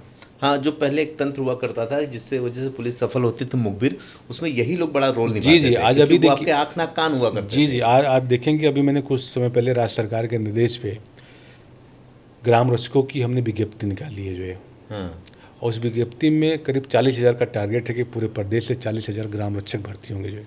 अच्छा। उनको कोई तनख्वाह नहीं मिलेगी, लेकिन उनको एक आइडेंटिटी कार्ड, उनको एक बैच दिया जाता है और ग्राम रक्षकों को ये दायित्व दिया जाता है कि आपके ग्राम, जिस ग्राम से आप बिलोंग करते हैं, उसकी आप प्रहरी हैं, आप उसके आँख नाक कान हैं। किसी भी तरह की घटना होती है, संदिग्ध व्यक्ति होता है, किसी प्रकार की चीज़ें, तो आप थाने से संपर्क में रहेंगे जो है। और अगर उसको दिक्कत होती है तो? और दिक्कत होती है तो वो फिर बताएगा थाने के, साहब ये हमारे इलाके में ये प्रॉब्लम है, या उसको जो भी है, उसको मतलब कोई थ्रेट कर रहा है कि भाई तुम तो पुलिस के मुखबिर हो। हाँ, हम नहीं, तुम्हारे- मुखबिर नहीं, उसको मुखबिर की तरह से भी कह सकते हैं, और साथ में उसको हम पॉजिटिव एस्पेक्ट में कहें कि वो अपनी चीज़ों को आपको अवगत करा रहा है। थाने का बीच कांस्टेबल, थाने का एसएचओ हो सकता है कि अपने पुराने इलाके में गश्त ना कर पाता हो जो है, लेकिन आपका ये जो मुखबिर है, या आपका जो सेवक है, आपका जो मित्र है, आपका जो प्रहरी है, ये वैसी सूचनाएं आपको दे सकता है जिसपे कि आप बहुत अच्छे तरीके से उस फीडबैक के आधार पे कार्य कर सकते हैं जो है। तो कम्युनिटी पुलिसिंग में ये जो लोग जुड़े हुए हैं जो है, इनको हम लोग लगातार प्रयास कर रहे हैं कि इनकी योग्यता बढ़े, इनकी प्रभावहीता बढ़े, और ये लोग पुलिसिंग के उस वर्ग का जो डंडे वाली पुलिसिंग है, उसे इतर हटते हुए पुलिसिंग का जनता के तरफ एक ध्यान आकर्षित करें। और जो स्वागत का आप देखते हैं, आज से 10 साल पहले, 15 साल पहले किसी ने सोचा था कि किसी थाने में परिवादियों के लिए स्वागत कैसे होगा जो है? नहीं हो जाता। ये साउथ में है, विदेशों में आप पाते हैं जो है, क्योंकि वहाँ सर्विस डिलीवरी का एक पैटर्न आ चुका है जो। राजस्थान में और उत्तर भारत के प्रदेश में आज भी देखेंगे कि स्वागत कक्ष इसलिए बनाया गया कि हम डिलीवर करना चाहते हैं। हाँ, मतलब जुड़ पाए, वो डरे ना। एक परिवादी आए तो पहले वो बैठे, उसको सुना जाए जो है। जरूरी थोड़ी कि कोई परिवादी है तो तुरंत उसको मुकदमा ही दर्ज किया जाए जो है। आप उसको सुनिए, उसका पारिवारिक मैटर है, या किसी ने थप्पड़ मार दिया, या किसी ने चोरी कर ली, उसको सुनिए। हो सकता है कि आपकी बातों से उस चीज़ें सॉर्ट आउट हो जाए जो। ये तो अच्छा है कि आप इस तरह सोच रहे हैं, अपने डिपार्टमेंट के लोगों को इस तरह ट्रेंड कर रहे हैं। लेकिन अब आपने पुलिसिया की बात करी थी, तो हम थोड़ी सी पुलिसिया पे भी बात कर ही लेते हैं। सबसे पहले ये जान लेते हैं कि जो सबसे पावरफुल व्यक्ति होता है इस डिपार्टमेंट में, आईपीएस मानते हैं, वो जैसे सीनियर होगा, कप्तान बनेगा, उसके ऊपर जाएगा, अलग अलग जिला मिलेगा, फिर कभी राज्य में आ जाएगा। जब इनको किस किस तरह से तोड़ा जाता है, अगर ये सिस्टम में होता है, जैसे आपका एक केस उदाहरण है, आपके केस के बाद ये सब जगह घूमा, तो किस किस तरह का दबाव आईपीएस पे बनाया जाता है जो वो टूटता है? क्योंकि वो तो पावर लेके बैठा हुआ है, छोटा मोटा आदमी, विधायक और सांसद, तो उसको धमका नहीं सकता है। तो वो कैसे टूटता है, कैसे तोड़ते हैं लोग उसको सिस्टम में? देखिए, क्या मैं इस बात का मैं बिल्कुल सहमत हूँ कि सिस्टम के अंदर जब आप इथिकली कुछ मजबूती से काम करते हैं जो है, तो उसमें बहुत से लोग हो सकता है कि आपसे सहमत हो और सहमत ना भी हो जो है। बात जब इथिकल होती है, लॉफुल होती है, और आपका स्टैंड जब मजबूत होता है और आप उस स्टैंड पे कायम रहते हैं, आपके जो ऊपर लोग बैठे हुए हैं, आपको लगता है कि नहीं, आप इस स्टैंड पे काम नहीं करना, इससे कुछ नुकसान हो सकता है जो है, उनको नुकसान हो सकता है, लेकिन आपको लगता है कि ये स्टैंड एक पुलिस अधिकारी होने के नाते मुझे लेना चाहिए, मैंने वर्दी इसीलिए पहनी है, शपथ मैंने इसीलिए लिया है कि हम दूध का दूध, पानी का पानी, और जो न्याय है वो हम न्याय देंगे। हम गरीब लोगों के लिए हैं, पीड़ित लोगों के लिए, ना कि हम किसी ऐसे दबंग लोगों के सेवा सत्कार के लिए हैं जो ऑलरेडी संभ्रांत हैं और जिनसे लोग पीड़ित हैं जो है।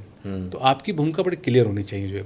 तो मुझे लगता है कि मैं लगातार ये कहता हूँ कि आईपीएस आईएएस बनना और बनने के बाद सिस्टम में आने के बाद उसको सस्टेन करना अपने आप में एक बड़ी चैलेंज है। तो ये चैलेंज सर कैसे, मतलब दबाव कहाँ से बनते होंगे? दबाव आपके पास आएंगे, और जो लोग कहते हैं कि साहब आज के टाइम में एक मध्यम मार्गी मार्ग आपको अपनाना चाहिए जो है, समझौतावादी मार्ग अपनाना चाहिए। जैसे आपने शुरू में बोला कि समझौते होने चाहिए जो है। मुझे लगता है कि एक आईपीएस ऑफिसर एक बड़ी अलग आइडेंटिटी होती है जो है। अगर हम मैनेजर की भूमिका में आ गए तो हम आईपीएस का वो फिर उसको भूल जाइए जो है। दरअसल सवाल मेरा ये है ना कि आईपीएस बहुत पावरफुल होता है, वो इस तरह की उसकी सर्विस नहीं होती कि आप उसकी नौकरी खा जाएंगे बड़े आराम से, न तो वो बड़े आराम से नौकरी लेकर के आता है। उसका एक प्रक्रिया है, संवैधानिक प्रक्रिया है, जिसके थ्रू उसका चुनाव होता है, तब वो आता है। उसको किस बात का डर होता है, वो क्यों डरता है? मैंने यही कहा कि जब आप एक सपना आईपीएस बनने का, आईएएस बनने का लेके आते हैं, वो एक आपका दौर होता है, स्ट्रगल का दौर होता है, और आप ईश्वर की कृपा होती है और तमाम चीज़ें अच्छी होती हैं तो आप उस पद को पाते हैं जो है। मेरा मानना है कि उससे ज़्यादा चैलेंज आपको सिस्टम में आके जब काम करना शुरू करते हैं, प्रोबेशन से लेके और आपके आखिरी पड़ाव तक, उस दौर में आप कैसे चल रहे हैं, किस उद्देश्य के साथ चल रहे हैं, ये बड़ा इंपॉर्टेंट होता है। जो मैंने आपसे पूछा ना कि जो बच्चे नए आ रहे हैं उनको तय करना पड़ेगा कि मैं आना क्यों चाह रहा हूँ, जो है पैसे कमाने के लिए आना चाहता हूँ, तो ऐसे हज़ारों आज के टाइम में स्टार्टअप हैं जिनमें मुझे चला जाना चाहिए जो है। लेकिन अगर वास्तव में अगर देशभक्ति की भावना है, अपराध को ख़त्म करने की भावना है, जनता के लिए आपके दर्द है, गरीब आदमी के का क्या पीड़ा है, तो इस पद पर आएंगे तो आपकी जिम्मेदारियाँ बढ़ेंगी, साथ साथ आपके ऊपर दबाव भी बहुत ज़्यादा बढ़ेगा, जो जनरली पुलिस में या ऐसे जो तंत्र के साथ लोग हैं उस चीज़ को महसूस करते हैं। बहुत लोग बोल पाते हैं, बहुत लोग नहीं बोल पाते हैं जो वही। और पंकज चौधरी इसलिए बोल पाते हैं कि पंकज चौधरी ने इस सिस्टम में अंदर बाहर होकर चीज़ों को देखा है। हाँ। सिस्टम के अंदर भी देखा है, बाहर रह के भी देखा है, बड़े करीब से देखा है, बड़े इत्मीनान के साथ देखा है, जनता को बड़े इत्मीनान से देखा है, ब्यूरोक्रेसी को भी देखा है और पॉलिटिशियन को भी देखा है जो। चलिए सर, एक बात बताइए कि आपने भी एक बार ये आरोप लगाया कि एडीजी बड़ा अधिकारी होता है, एडीजी ने जो है कि गलत ग्रेडिंग, मतलब आपने लगाया कि गलत ग्रेडिंग उन्होंने किया है, तो क्या ये मान लें कि एक ईमानदार सख्त ऑफिसर की ज़रूरत नहीं है, या वो चल नहीं सकता इस महकमे में? देखिए, किसी को अगर आपको टारगेट करना, ये प्रशासनिक व्यवस्था में दो चीज़ें होती है जो अंग्रेज़ों के समय से बनी हुई है जो है। डंडा तो आपने हटा दिया जो है, ठीक है, अंग्रेजों के समय का जो डंडा था वो तो आपने धीरे धीरे रिप्लेस कर दिया। अगर मान लो किसी अधिकारी को लगता है कि नहीं यार ये अधिकारी मेरी बात नहीं मान रहा है जो है, या मैं इससे कुछ नियम विरुद्ध कराना चाहता हूँ तो इसमें सहमति नहीं दे रहा है जो है, ठीक है, या मेरा मनचाहा चीज़ ये नहीं कर रहा है, तो आप क्या करेंगे? उसको प्रताड़ना करने के लिए आप क्या कर सकते हैं जो है? आप यही करेंगे यार इसको कुछ चार्जशीट वगैरह दे दो जो है, या किसी मामले में इसको उलझा लो जो है, ठीक है। और दूसरा, इसके जो ग्रेडिंग होती है या जो इसका वार्षिक ACR जो एनुअल कॉन्फिडेंशियल रिपोर्ट होता है, उसमें कुछ ऊपर नीचे करो, योग्यता के आधार पे नहीं, किसी और आधार पे कर दो जो है। तो ये जो प्रकरण आप बता रहे हैं, इसमें बड़ा इंटरेस्टिंग चीज़ कोर्ट में गया है, जिसमें कि एक विंग में रहते हुए कोई, सपोज मैं, मुझे किसी ने ग्रेडिंग की 9+, काम अच्छा था, 9+ किया, वो चले गए, वो ऊपर का अधिकारी चले गए, अब दूसरा कोई अधिकारी आता है, वो अधिकारी कहीं ना कहीं वो व्यक्तिगत है, दुर्भावना रख रहा है, कहीं ना कहीं किसी पुराने लिंक से जुड़ा हुआ है जो है। उस समय तो वो कुछ नहीं कर पाया, लेकिन अब चूंकि उसको मौका मिल गया कि ये हमारे अभी अंडर में है, तो मैं कुछ ना कुछ खुरापात करूंगा जो है। जब वो ग्रेडिंग करता है तो योग्यता और तमाम मापदंडों को दरकिनार करके, और जो SOP है उस SOP की पालना नहीं करता और वो डिग्रेड कर देता है आपको जो। तो पंकज चौधरी ऐसा व्यक्ति कहता है कि जो आदमी बर्खास्तगी झेल गया, तो इस छोटे मोटे पटाखों से क्या जलेगा जो है। लेकिन सर बड़ी मुश्किल, हर आदमी पंकज चौधरी तो नहीं बन सकता। ये इसको चैलेंज करना इसलिए इम्पोर्टेंट है क्योंकि इसमें दुर्भावना दिख रही है जो है, इसमें नियम सम्मत कुछ नहीं दिख रहा है जो है। इसमें ये दिख रहा है कि उसके बाद का व्यक्ति भी 9+ दे रहा है, उसके पहले भी 9+ है, और एक ही जगह में आपने दे दिया, इसका मतलब आपने व्यक्तिगत हो गए जो है। तो जब व्यक्तिगत हो गए तो जब तक मैं आपको चैलेंज नहीं करूँगा, सिस्टम में जनरली माना था कि अपने उच्च अधिकारियों को या बॉसेस को आप, बॉस इज ऑलवेज राइट, ठीक है, अच्छी बात है, लेकिन जब कोई चीज़ नियम विरुद्ध हो जाए, दुर्भावना से युक्त हो, जो साफ साफ दिख रहा हो, और फिर आप चुप बैठ जाएं, तो फिर आप दबंगई और फिर न्याय और सब की बातें करना जो है ना बेमानी है जो है। आपको बताना पड़ेगा कि साहब ये आपने गलत किया जो, ठीक है। आपके पास आज भी देखिएगा कि न्यायपालिका है, आप न्यायालय में क्यों जाते हैं जो है? आपको लगता है प्रशासनिक रूप पे कोई चीज़ आपके साथ गलत की गई, तो पंकज चौधरी को न्यायालय से जब राहत सुप्रीम कोर्ट से लेके हाई कोर्ट से मिलती रही है जो है, तो इस छोटे मैटर में भी न्यायालय में उस मैटर को रखा गया और ये बात रखी गई कि ये गलत किया गया जो है, ठीक है। आज भी देखिए मेरे पास बहुत से प्रदेशों के IAS IPS फ़ोन आते हैं कि आपने ये तो बड़ा स्ट्रांग स्टेप उठा लिया कि किसी अपने उच्च अधिकारी के खिलाफ ही। तो हमने इसलिए किया, क्योंकि इसलिए नहीं कि कोई चीज़ पर्दे की चीज़ छुपी रहे जो है, आप अपनी बातों को रखिए। कभी कभी लगता है कि आपको बात नहीं समझी जा रही है, तो ये वो मंच होते हैं जहाँ से आपको रखना चाहिए जो है। नहीं, इसको तो मैं इस रूप में देख रहा हूँ कि आप एक ऐसी नज़ीर पेश कर रहे हैं कि आपके बाद अगर किसी के साथ ऐसा होता है जी, जी। तो वो ये हिम्मत कर सकता है, हिमाकत नहीं बोलूंगा मैं, हिम्मत बोलूंगा, हिम्मत करके, हिमाकत हिम्मत नहीं कर है। सकता है कि पंकज चौधरी ने हिम्मत की थी तो मैं भी कर सकता हूँ, क्योंकि एक लकीर तो आपने खींच दी ही है। इससे क्या होगा, थोड़ा सा प्रताड़ना है तो झेलना पड़ेगा। जी। लेकिन एक बात समझ में आ रही है मुझको कि जो कार्रवाई ये लोग आम पब्लिक को फंसाने के लिए गुस्से में करते हैं, कोई एसएचओ है, कोई चौकी इंचार्ज है, या कोई सिपाही उससे कोई लड़ गया तो कहता चल भाई तुझे हम गांजा में डाल देंगे, तुझको हम असलाह में डाल देंगे, तेरे साथ ये कर देंगे वो कर देंगे। तो वो जो ये बात बोलता है वो अपने बड़े अधिकारियों के साथ भी ऐसा करता है। वहाँ गांजा और असलाह में तो नहीं फंसा सकता, लेकिन दूसरी चीज़ों में फंसाता है।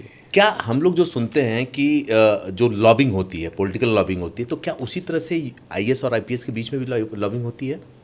देखिए, ये बट नेचुरल है कि इस सेवा में आने के बाद एक मोटो तो होता है कि भाई आप निष्पक्ष रूप से आप काम करेंगे, पार्टी विशेष से आपका कोई लेना देना नहीं होगा, जाति धर्म और क्षेत्र से कोई लेना नहीं होगा। ठीक है, हम राजस्थान में, तो हमारे राजस्थान हमारी कर्मभूमि हो गई जो है, जी। ठीक है।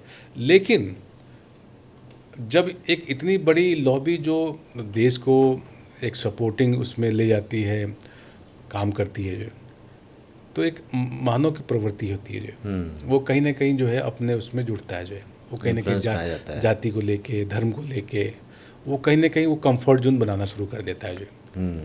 कंफर्ट जोन तब तक अच्छा है जब तक वो जनता के हितों को प्रभावित ना कर रहा हो जो, पर्दे के पीछे है जो।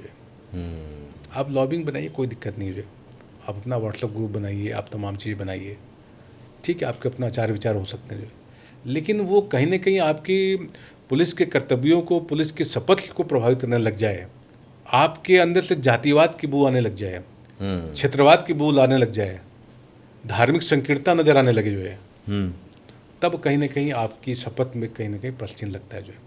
तो ये लॉबिंग के अंदर ये ठीक कह सकते हैं कि जो पुराना दौर था और आज का जो दौर चल रहा है उसमें कहीं ना कहीं डिग्रेडेशन हर तरह के व्यवस्थाओं में है, चाहे मैं मीडिया की बात करूं, चाहे मैं हर जगह आप देखेंगे। लेकिन आपने ये एक महसूस ऐसा किया? सिस्टम है जिसको मानते हैं कि यहाँ पॉलिटिक्स और लॉबिंग नहीं होनी चाहिए, वरना जनता की देखरेख कैसे होगी? बिल्कुल बिल्कुल, ये वैसा प्लेटफॉर्म है जहाँ पे कि किसी प्रकार की लॉबिंग या दुष्प्रभाव होता है तो उसका इम्पेक्ट पब्लिक पे जाता है जो, पब्लिक आपको वॉच कर रही होती है जो, और वॉच करती है तो वो ये मान के चलती है कि जिसके से हम न्याय मांगने जा रहे हैं, अगर सपोज किसी थाने का एसएचओ बैठा हुआ है और उसके पास परवादी 100 परवादी आते हैं, तो वो अगर इस नज़रिए से न्याय करना शुरू कर दिया कि फलां जाति का आएगा तो उसको तो मैं न्याय करूँगा जो है, हाँ, मैं फलां जाति का हूँ और वो फलाना जाति का आ जाएगा तो भले ही कितना बड़ा क्रिमिनल हो जाए, मैं उसके साथ उसको राहत दूंगा जो है, और दूसरे जाति का आ गया जिससे मेरी कोई दुर्भावना है तो उसका न्याय होना चाहिए,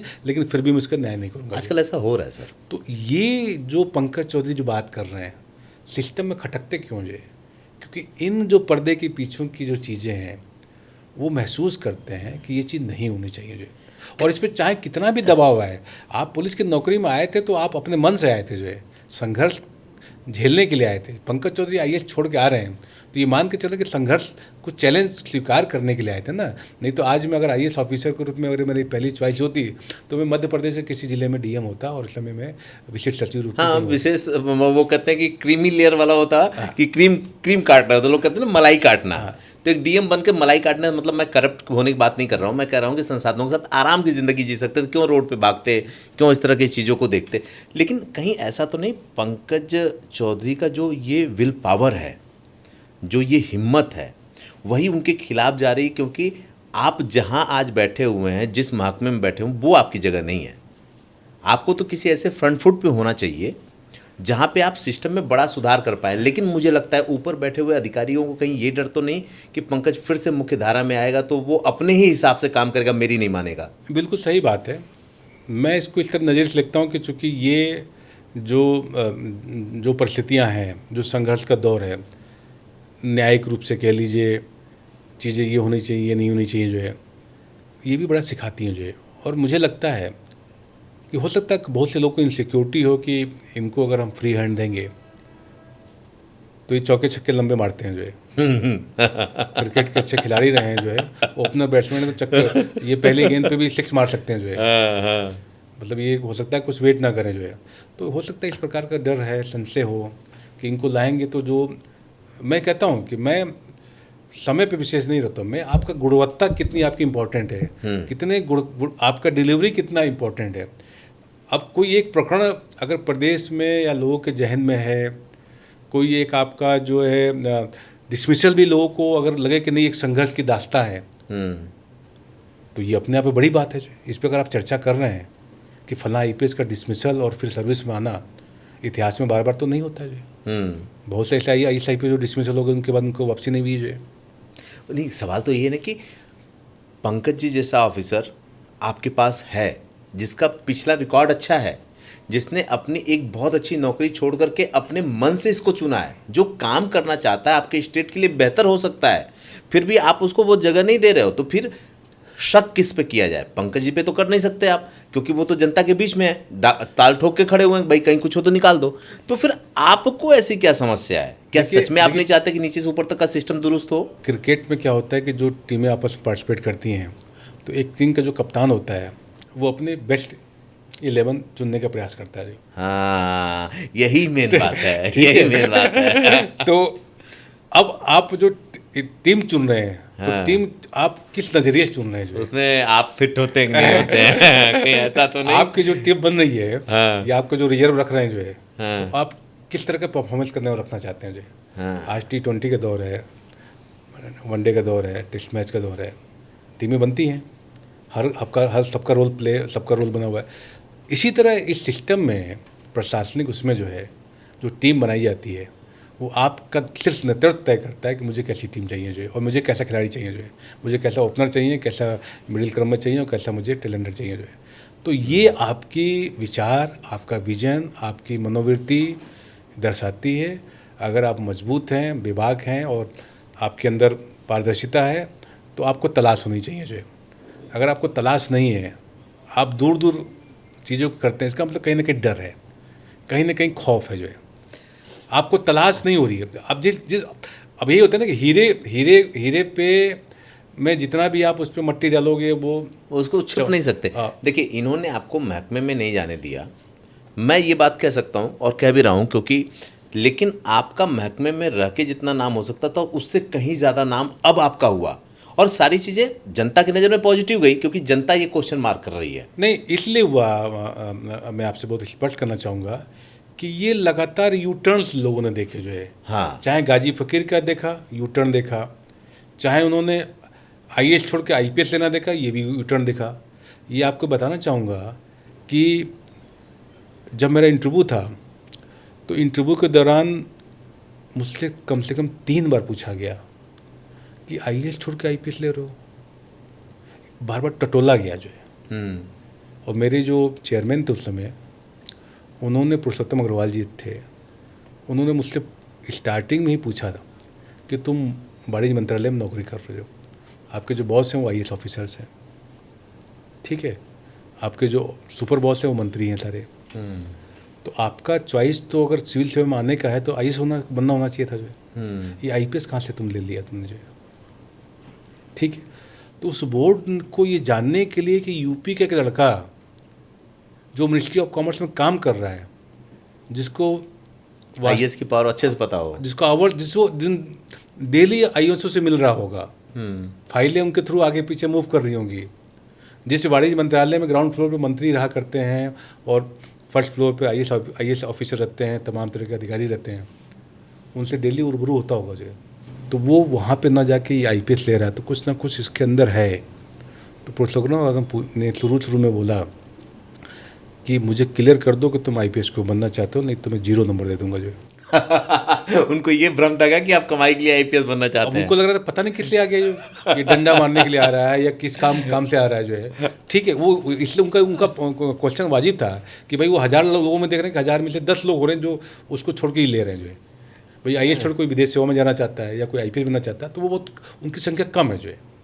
कभी कभी आपकी जब ये खबरें छपनी शुरू हुई, आप इस तरह से इस डोमेन में आ गए, तो जो आपके इंटरव्यूअर थे उसमें से कभी कोई मिला, कभी किसी से बात हुई या किसी ने बोला हो कि यार पंकज ऐसा कैसे हो गया, ये क्या कुछ भी?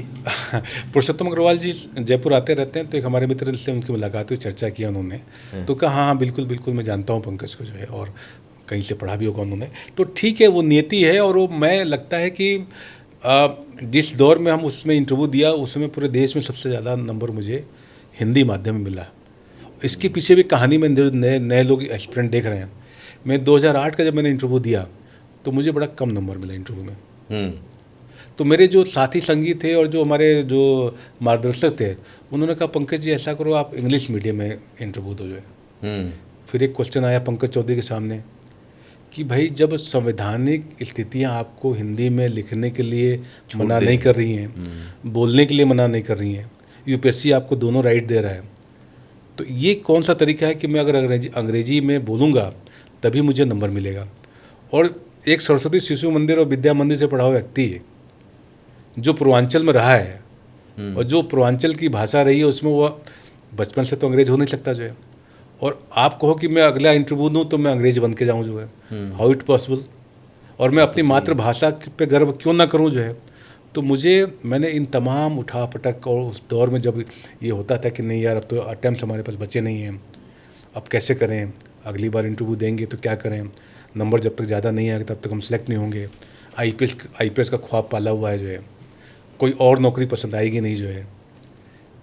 तो मुझे याद है कि जब ये बातें हुई तो जब हिंदी माध्यम से जब मैंने दिया और जब नंबर आया, मेरे एक सीनियर हुआ करते थे, जब ये यूपीएससी का रिजल्ट आया तो उनकी क्वालिटी थी पता करूँ इसका नंबर कितना है इंटरव्यू में। तो इंटरव्यू में क्या होता है, जब सिलेक्शन होने के कुछ दिन के बाद वेबसाइट पर नंबर आते हैं जो है, 10-15 दिन के बाद।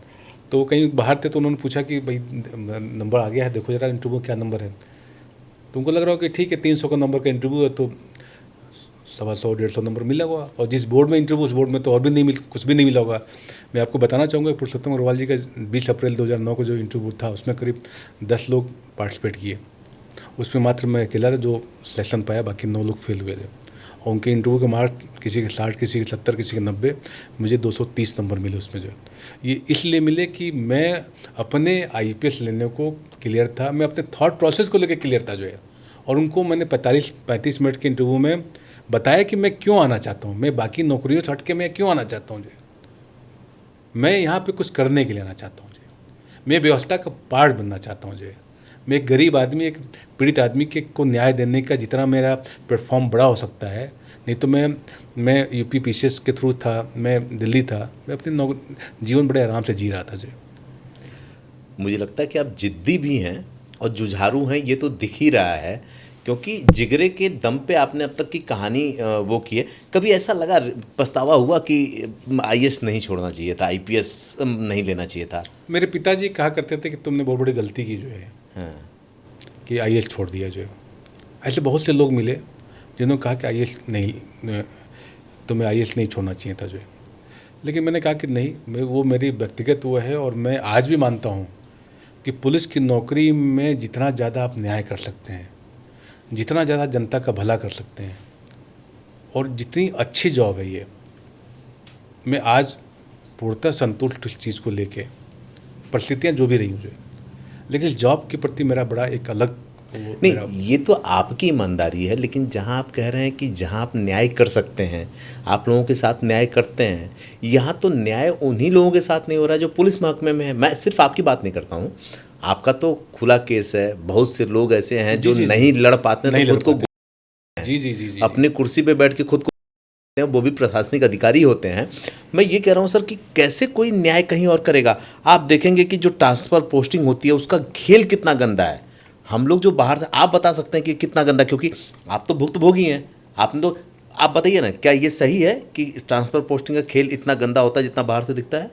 नहीं, देखिए अपन लोग इस पर कमेंट नहीं कर सकते हैं, क्योंकि एक ऑलरेडी एक रूटीन प्रक्रिया होती है, और ये राइट आपके बॉसेस को होता है जो पॉलिटिकल बॉसेस हो, जो भी आपका रहेगा उसका ये अधिकार है। पॉलिटिकल बॉसेस जो आपके सत्ता में है, वो चूँकि उनके पास पावर है, अपने आईएएस आईपीएस है, जो भी उसके अधिकारी, उनके सरकारी कार्मिक हैं, अधिकारी हैं, उनको कहाँ लगाना ये उनको तय करना है जो है। ओके। फिर मैं वही कहूँगा कि वो आपकी टीम होती है जो है, ठीक है, जो आपके पॉलिटिकल बॉसेज आते हैं समय समय पे, उनको अपनी टीम तय करते हैं जो है। अब वो टीम कैसी तय करनी है वो उनको डिसाइड करना जो है। आपको उसकी टीम का पार्ट बन के काम करना जो है। अब ये सहमति असहमति ये तमाम चीज़ें ये डिपेंड करती हैं समय विशेष पे जो है। अब मैं अगर अपने दर्शकों से बात करूं तो यहाँ ये चीज़ साफ हो जाती है। आप सिस्टम के पार्ट हैं, एक चीज़ें चल रही हैं, आपने तो बहुत लड़ाई लड़ी, अब आपके बारे में क्या ही कहना। लेकिन होता क्या है कि जैसा छोटे लोगों के लिए ना कि पॉलिटिकल चाहते हैं, वो उनके लीडर चाहते हैं किसकी तैनाती क्या होनी चाहिए, वैसे ही जब बड़े लोग होते हैं आईएएस आईपीएस, तो छोटे लीडर नहीं बल्कि मंत्री मिनिस्टर और मुख्यमंत्री ये तय करते हैं कि कैसी तैनाती और किस खेमे में किस तरह का काम होना चाहिए। कभी कोई ऐसा सर वो रहा हो जहाँ आपने कोई आदेश मानने से मना कर दिया हो और उसका खामियाजा आपको भुगतना पड़ा हो, गाजी को छोड़ करके? नहीं, ऐसे पुलिस की नौकरी में तमाम ऐसे इंसिडेंट आए जहाँ पे कि मैंने कई बार अपने उच्च अधिकारियों को बोला, बताया भी कि साहब ये न्याय संगत नहीं है, गलत है, इससे जो है न्याय प्रभावित होगा। कई बार बताने की कोशिश की, कई बार कई अधिकारियों ने कन्विंस भी हुए, अपने शीर्ष अधिकारी और पॉलिटिकल बॉसेस भी कन्विंस हुए। लेकिन जहाँ पे अड़चन जहाँ पे आई, जहाँ पे मामला देश का आया, बड़ा मामला आया, जहाँ पे ये महसूस हुआ कि पंकज चौधरी का स्टैंड लेना ना सिर्फ उनके इस आईपीएस की गरिमा के लिए इम्पोर्टेंट है, बल्कि कहीं ना कहीं एक मैसेज जो है सोसाइटी को, समाज को ये मिलना चाहिए कि ये दीज आर आईपीएस ऑफिसर, ये कोई मैनेजर नहीं है कि समय विशेष के हिसाब से बदल गए जो है, आज कुछ कर लिया, मैनेज कर लिया। तत्कालिक मैनेजमेंट और एक दीर्घकालिक उसमें बड़ा अंतर होता है जो है। आप कोई जनरेशन की बात करते हैं, आप चाहते हैं कि हमारी जनरेशन अच्छी हो, तो आपकी नींव बड़ी मजबूत रखनी पड़ेगी जो है। ये बात तो सही है सर, जो समझौता नहीं करते इतिहास उन्हीं को याद रखता है। अगर आप झुक गए होते तो मुझे नहीं पता, मैं नहीं जानता कि कितने आईपीएस पूरे राजस्थान में होंगे, उसी में एक कहीं आप भी खो जाते। लेकिन आप राजस्थान में आईपीएस हैं, लोग ये तो जानते हैं। नहीं, अच्छे अधिकारियों की कमी नहीं है। मैं बताऊँ आपको, जो भी लोग आते हैं बड़े ईश्वर की कृपा से आते हैं जो है, विशेषकर आईएएस आईपीएस की बात करूँ, आईएफएस की बात करूँ, इनको मौके भी मिलते हैं जो है। इनमें अच्छे अधिकारी भी हैं, डेडिकेशन वाले भी हैं, जज्बे वाले भी हैं, जिद्दी भी हैं जो है, ईमानदार भी हैं जो है, लेकिन इनकी संख्या बड़ी कम है जो है। मैं स्पष्ट बोलूँगा, बहुत कम लोग हैं जो है। जुझारूपन और सिस्टम से भिड़ने का मतलब हम कोई नेगेटिव काम नहीं कर रहे जो है। सिस्टम से मतलब कुछ खामियों को हम दुरुस्त कर रहे हैं जो है। आप सिस्टम बदलाव कैसे करते हैं, आपको मैं बताता हूँ। मैं जब पहले मिनिस्ट्री ऑफ कॉमर्स में था तो रेलवे में जब कोई तत्काल टिकट करना होता था तो हम लोग काउंटर पर जाके सुबह जाके और धक्का मुक्का करते थे। आप लोग भी करते होंगे? बिल्कुल, तत्काल में लगने के लिए आज भी आदमी को लगना पड़ता है। आज गांव का आदमी, हम लोगों ने चले कभी कभी गए होंगे, एक गांव का आदमी रात के 2 बजे जाके काउंटर पर खड़ा होता था, चाहे दिल्ली हो चाहे किसी भी प्रदेश की बात कर लीजिए। मेरे आजमगढ़ में तो वो एक दिन शाम को ही आके बिछा के सो जाते थे वो लोग, तो सुबह पहला टिकट हमको लेना है। ये भी तो वो सिस्टम ही था ना। ये सिस्टम था, तो उस सिस्टम में तो कुछ लोगों ने सोचा कि यार ये जो दिक्कतें आ रही हैं इसको बदला पूरे देश में, कि जो जो रेल जो सुगम है उसके टिकट लेने में इतनी जद्दोजहद है जैसे युद्ध लड़ रहे हैं जो है, तो इसको सरल किया सकता है। तो सरल कैसे करेंगे जो है, जो इसमें दलाल हैं, एजेंट हैं, जो इसका मिसयूज़ कर रहे हैं, उनको आप दूर करिए जो है। और अगर आपको मान लीजिए कि जो ऊपर बैठा हुआ आदमी है वो अगर दलालों के साथ, उनके के साथ कंफर्टेबल है और उसको गरीब आदमी की जो लाइन नहीं दिखती हो, जब आप देखेंगे कि 1000 लोग लाइन में खड़े हों, अब उनकी पीड़ा ना दिख के वो अपना दलाल और एजेंट को देखेगा तो न्याय नहीं कर पाएगा। तो सिस्टम बदलाव चाहता है जो। तो आज आप देखिए जो ऑनलाइन चीज़ें हुई हैं, ये कहीं ना कहीं सिस्टम को बदलाने के लिए। आज देखिए आपके पास ऑनलाइन चाहे तो आप खुद तत्काल टिकट टिकट तो सब कुछ थोड़ा पारदर्शिता बड़ी, जो आप कह रहे थे 2002 में नहीं थी, वो अब है। अब तो ये सिस्टम जो है डिमांड करता है कि योद्धा आइए, हम थोड़ा सा कमज़ोर हो रहे हैं, हम थोड़ा सा पारदर्शी नहीं है, इसको सुधारो। पुलिसिंग भी ऐसी ही थी जो है, डंडे वाली पुलिसिंग थी जो है। अब वो पुलिसिंग को जनोन्मुखी कराने का प्रयास हो रहा है जो है।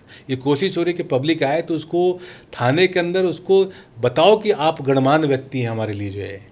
पुलिस तो आज भी सर बहुत नहीं बदली है। जब आप नीचे जाएंगे तो उसका स्वरूप वही है, अब लेने और देने का दोनों का तरीका बदल गया है। लेकिन काफ़ी लंबी बातचीत हुई तो हम 2-3 सवाल के साथ इसको वाइंड अप करेंगे। मुझे लगता है कि आपके साथ दोबारा भी पहुंचना पड़ेगा बहुत कुछ जानने के लिए। एक चीज़ बड़ा अलग देख रहा हूं मैं आप में, वो ये कि सर ये सवाल पूछने से पहले एक सवाल पूछ लेता हूं, क्योंकि अब वाइंड अप की तरफ हैं तो सवाल ऐसा ही हो कि हमारे इंडिया में सुखांत बड़ा अच्छा लगता है लोगों को। फिल्में भी अगर अच्छी अंत होती हैं तो अच्छी लगती हैं।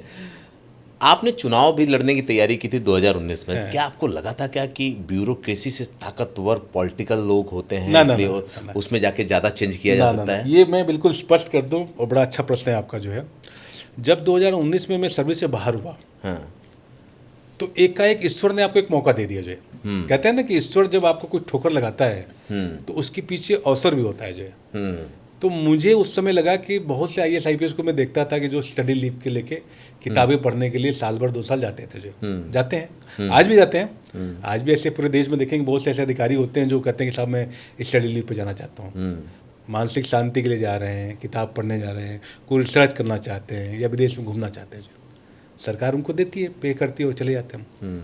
उस समय मैंने पंकज चौधरी और मुकुल चौधरी ने डिसाइड किया कि जब तक हम कानूनी लड़ाई लड़ेंगे तब तक ये 6 महीने, साल महीना, 2 साल जो भी लगे, ये हमारा स्टडी लीव है जो है। ये हमारा राजनीतिक स्टडी लीव है जो है। अच्छा। हम जनता के बीच में जाएंगे।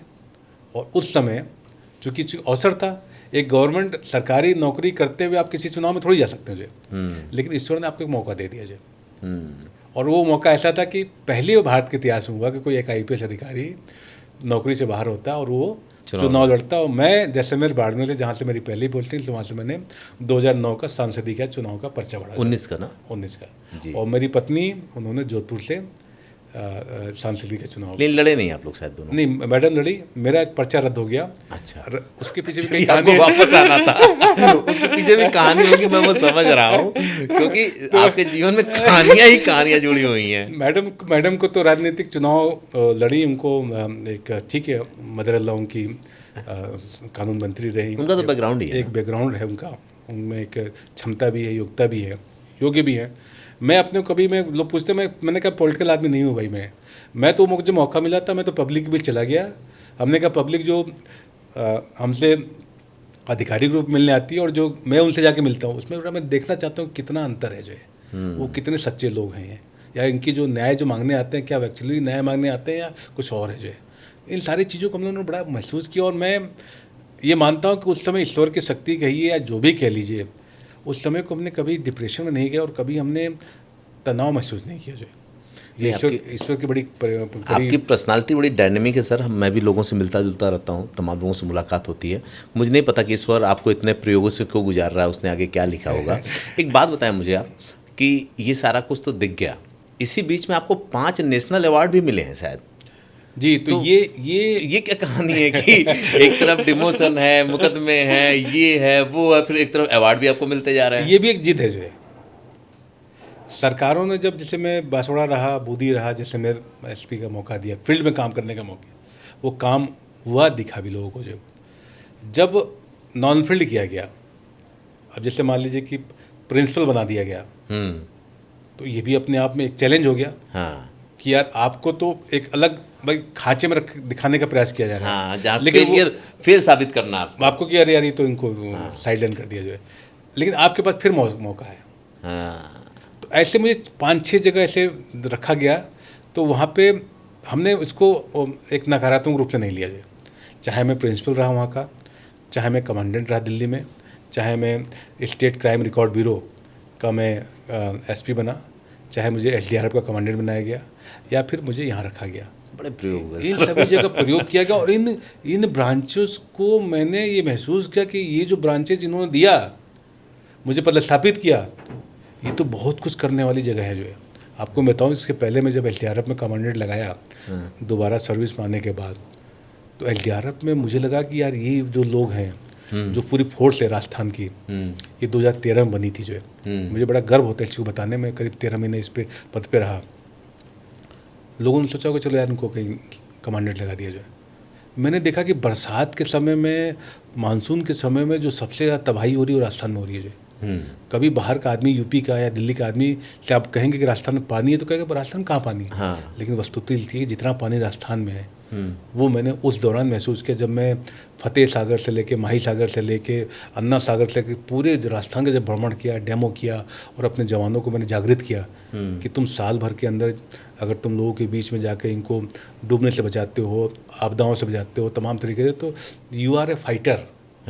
जिनको लोग नहीं जानते, उस चीज़ को जब बाहर रखा गया, उस SDRF को बाहर पटल पर लाया गया, जो जवान अपनी वर्दी को खूंटे पर टांग के बैठे हुए थे, जब उनको नेतृत्व प्रदान किया गया, जिनको स्पोर्ट्स एक्टिविटी से जोड़ा गया, उनको जनता के बीच में अवेयरनेस में शामिल किया गया, और जब जानें बचने लगी, जब ये मीडिया ने इसको कवर करना शुरू किया, अरे राजस्थान में ये तो देवदूत आ गए, आप हाईलाइट हुए। फिर उसके बाद चीज़ें उठ के आई जो है। तो मैं हाईलाइट नहीं हुआ, वो चूंकि काम करने का जज्बा तो उसने उस चीज़ को हाईलाइट किया। आज मुझे बड़ी संतुष्टि होती है कि उस एसडीआरएफ में जो काम किया गया उसकी रफ्तार पकड़ ली। तो ये अवार्ड कहाँ कहाँ मिले सर? ये सारे नेशनल अवार्ड, जैसे कि एसडीआरएफ में सेकंड पुलिस अवार्ड अधिकारी ब्रदर्स का वो प्रदान किया गया, जिसमें एसडीआरएफ को रेस्क्यू और ऑपरेशंस के लिए दिया गया, स्पेशली जो काम किए गए साल भर में।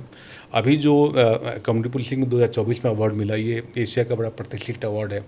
ये CSR डूइंग गुड अवार्ड है, जिसमें कि पूरे भारत से 15 को अवार्ड मिला, जिसमें कि 13 ये नेशनल एजेंसीज हैं, जिसमें कि आपकी ये मारुति है, अडानी है, और तमाम जो बड़ी बड़ी अच्छा, कंपनी। सारी प्राइवेट थी, ये गवर्नमेंट? दो प्राइवेट, जो सरकारी लोगों को मिला, जिसमें एक ADG हैं मध्य प्रदेश के, उनको मिला, और एक राजस्थान से मुझे मिला। तो कुल 15 लोगों को अवार्ड मिला।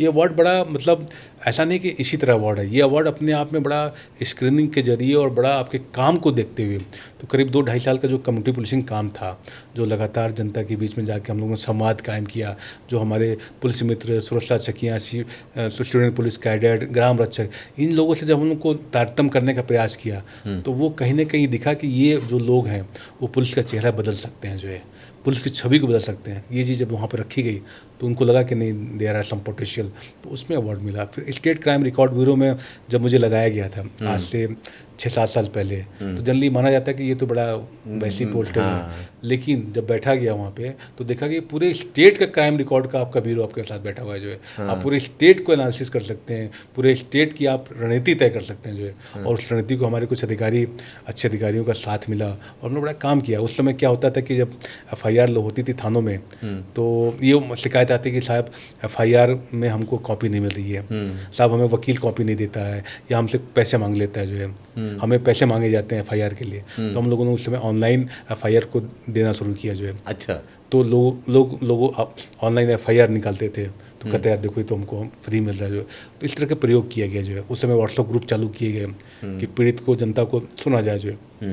ये जब तो ऐसा है कि आपको काम करने के लिए मौके हमेशा है, जो है। लेकिन अगर आप ये मान के चले कि नहीं साहब फला लोगों ने तो मुझे साइड लाइन कर लिया, तो आप डिप्रेशन का शिकार होंगे, जो है, हो जाएंगे, जो है। लेकिन आपको जब लड़ने की क्षमता है और आपको लगता है कि जीवन का उद्देश्य आपको समझ में आएगा।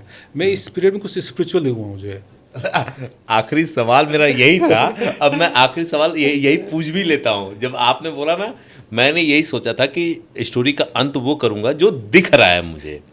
तो आइए मैं इस सवाल को पूछ ही लेता हूँ, लेकिन कई ऐसे सवाल बचे हुए हैं जो मैं आपसे कभी पूछूंगा आपके क्षेत्र में आकर के।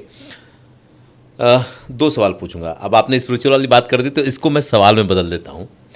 आपका जो मैं देख रहा हूँ, IPS वैसे थोड़ा रंगरूट टाइप का होता है आदमी, जब उसके यहाँ आप जाते हैं बड़े आबा काबा होता है, बड़ी चीज़ें होती हैं, आपके साथ भी होंगी, पर देखने को नहीं मिली। आपकी जो मैं फिजिकल आपकी वो देख रहा हूँ, बड़ी सादगी भरी, लोग गले में चेन पहनते हैं और आपने गले में रुद्राक्ष की माला पहना है, आपके माथे पे तिलक है, कान पे पूरा ब्राह्मणों जैसा जो वो पंडा जी लोग होते हैं वैसा होते हैं। तो ये आध्यात्मिकता की कहानी क्या, और इसके पीछे राज क्या है?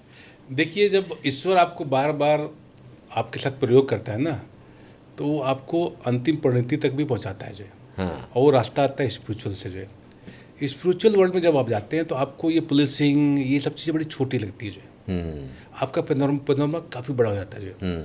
आप पूरे ब्रह्मांड को एक नज़रिए से देखते हैं, जो है। अभी क्या देख रहे हैं पुलिसिंग के रूप में, कि मैं फला SP हूँ, जो है, मैं फला DIG हूँ, जो है, मैं ADG हूँ, मेरा ये अधिकार क्षेत्र है, मैं इस इलाके का हूँ, ये फलाना अपराधी है, ये इसको, आप वहाँ तक सीमित हैं। लेकिन जैसे आप स्पिरिचुअल हुए तो पूरे विश्व का पैनोरमा आपके सामने आता है, जो। और जब आपका ईश्वर की कृपा होती है और जब उस प्रकृति को समझने का प्रयास करते हैं या उनका आशीर्वाद होता है, तो चीज़ें फिर आनंदित होने लगती हैं, जो है।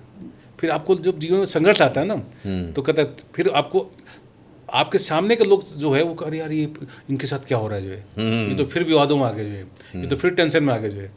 लेकिन जो आदमी स्पिरिचुअल जुड़ा हुआ है उसको कहता है कि ईश्वर ने फिर प्रयोग कर लिया, जो है, तो इसको आनंद से पार करो, जो है।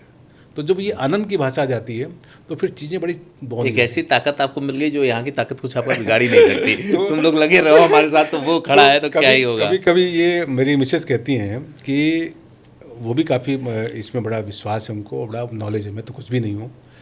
और मैं आपको बताऊँ कि मैं बनारस में रहा, लेकिन काशी विश्वनाथ मुझे याद है कि 21 साल की उम्र तक मैं काशी विश्वनाथ दर्शन नहीं कर पाया जो है।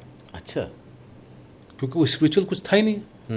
मुकुल चौधरी जिस समय से लाइफ में आती हैं, और आपको बताऊं कि हर साल बनारस में 3 बार मैं कौन सा ऐसा ज्योतिर्लिंग जहाँ पे नहीं जाते। अभी मैं बनारस 2 दिन के बाद जा रहा हूँ। अभी सप्ताह भर पहले महाकाल बाबा के दर्शन कराया हूँ। और मैं और मेरे बच्चे एक बार नहीं ज्योतिर्लिंग, कम से कम 7-7 बार ज्योतिर्लिंग, 12 ज्योतिर्लिंग किए हैं। 7-7 बार, एक बार 12 ज्योतिर्लिंग नहीं किया, 7-7 बार किया जो है।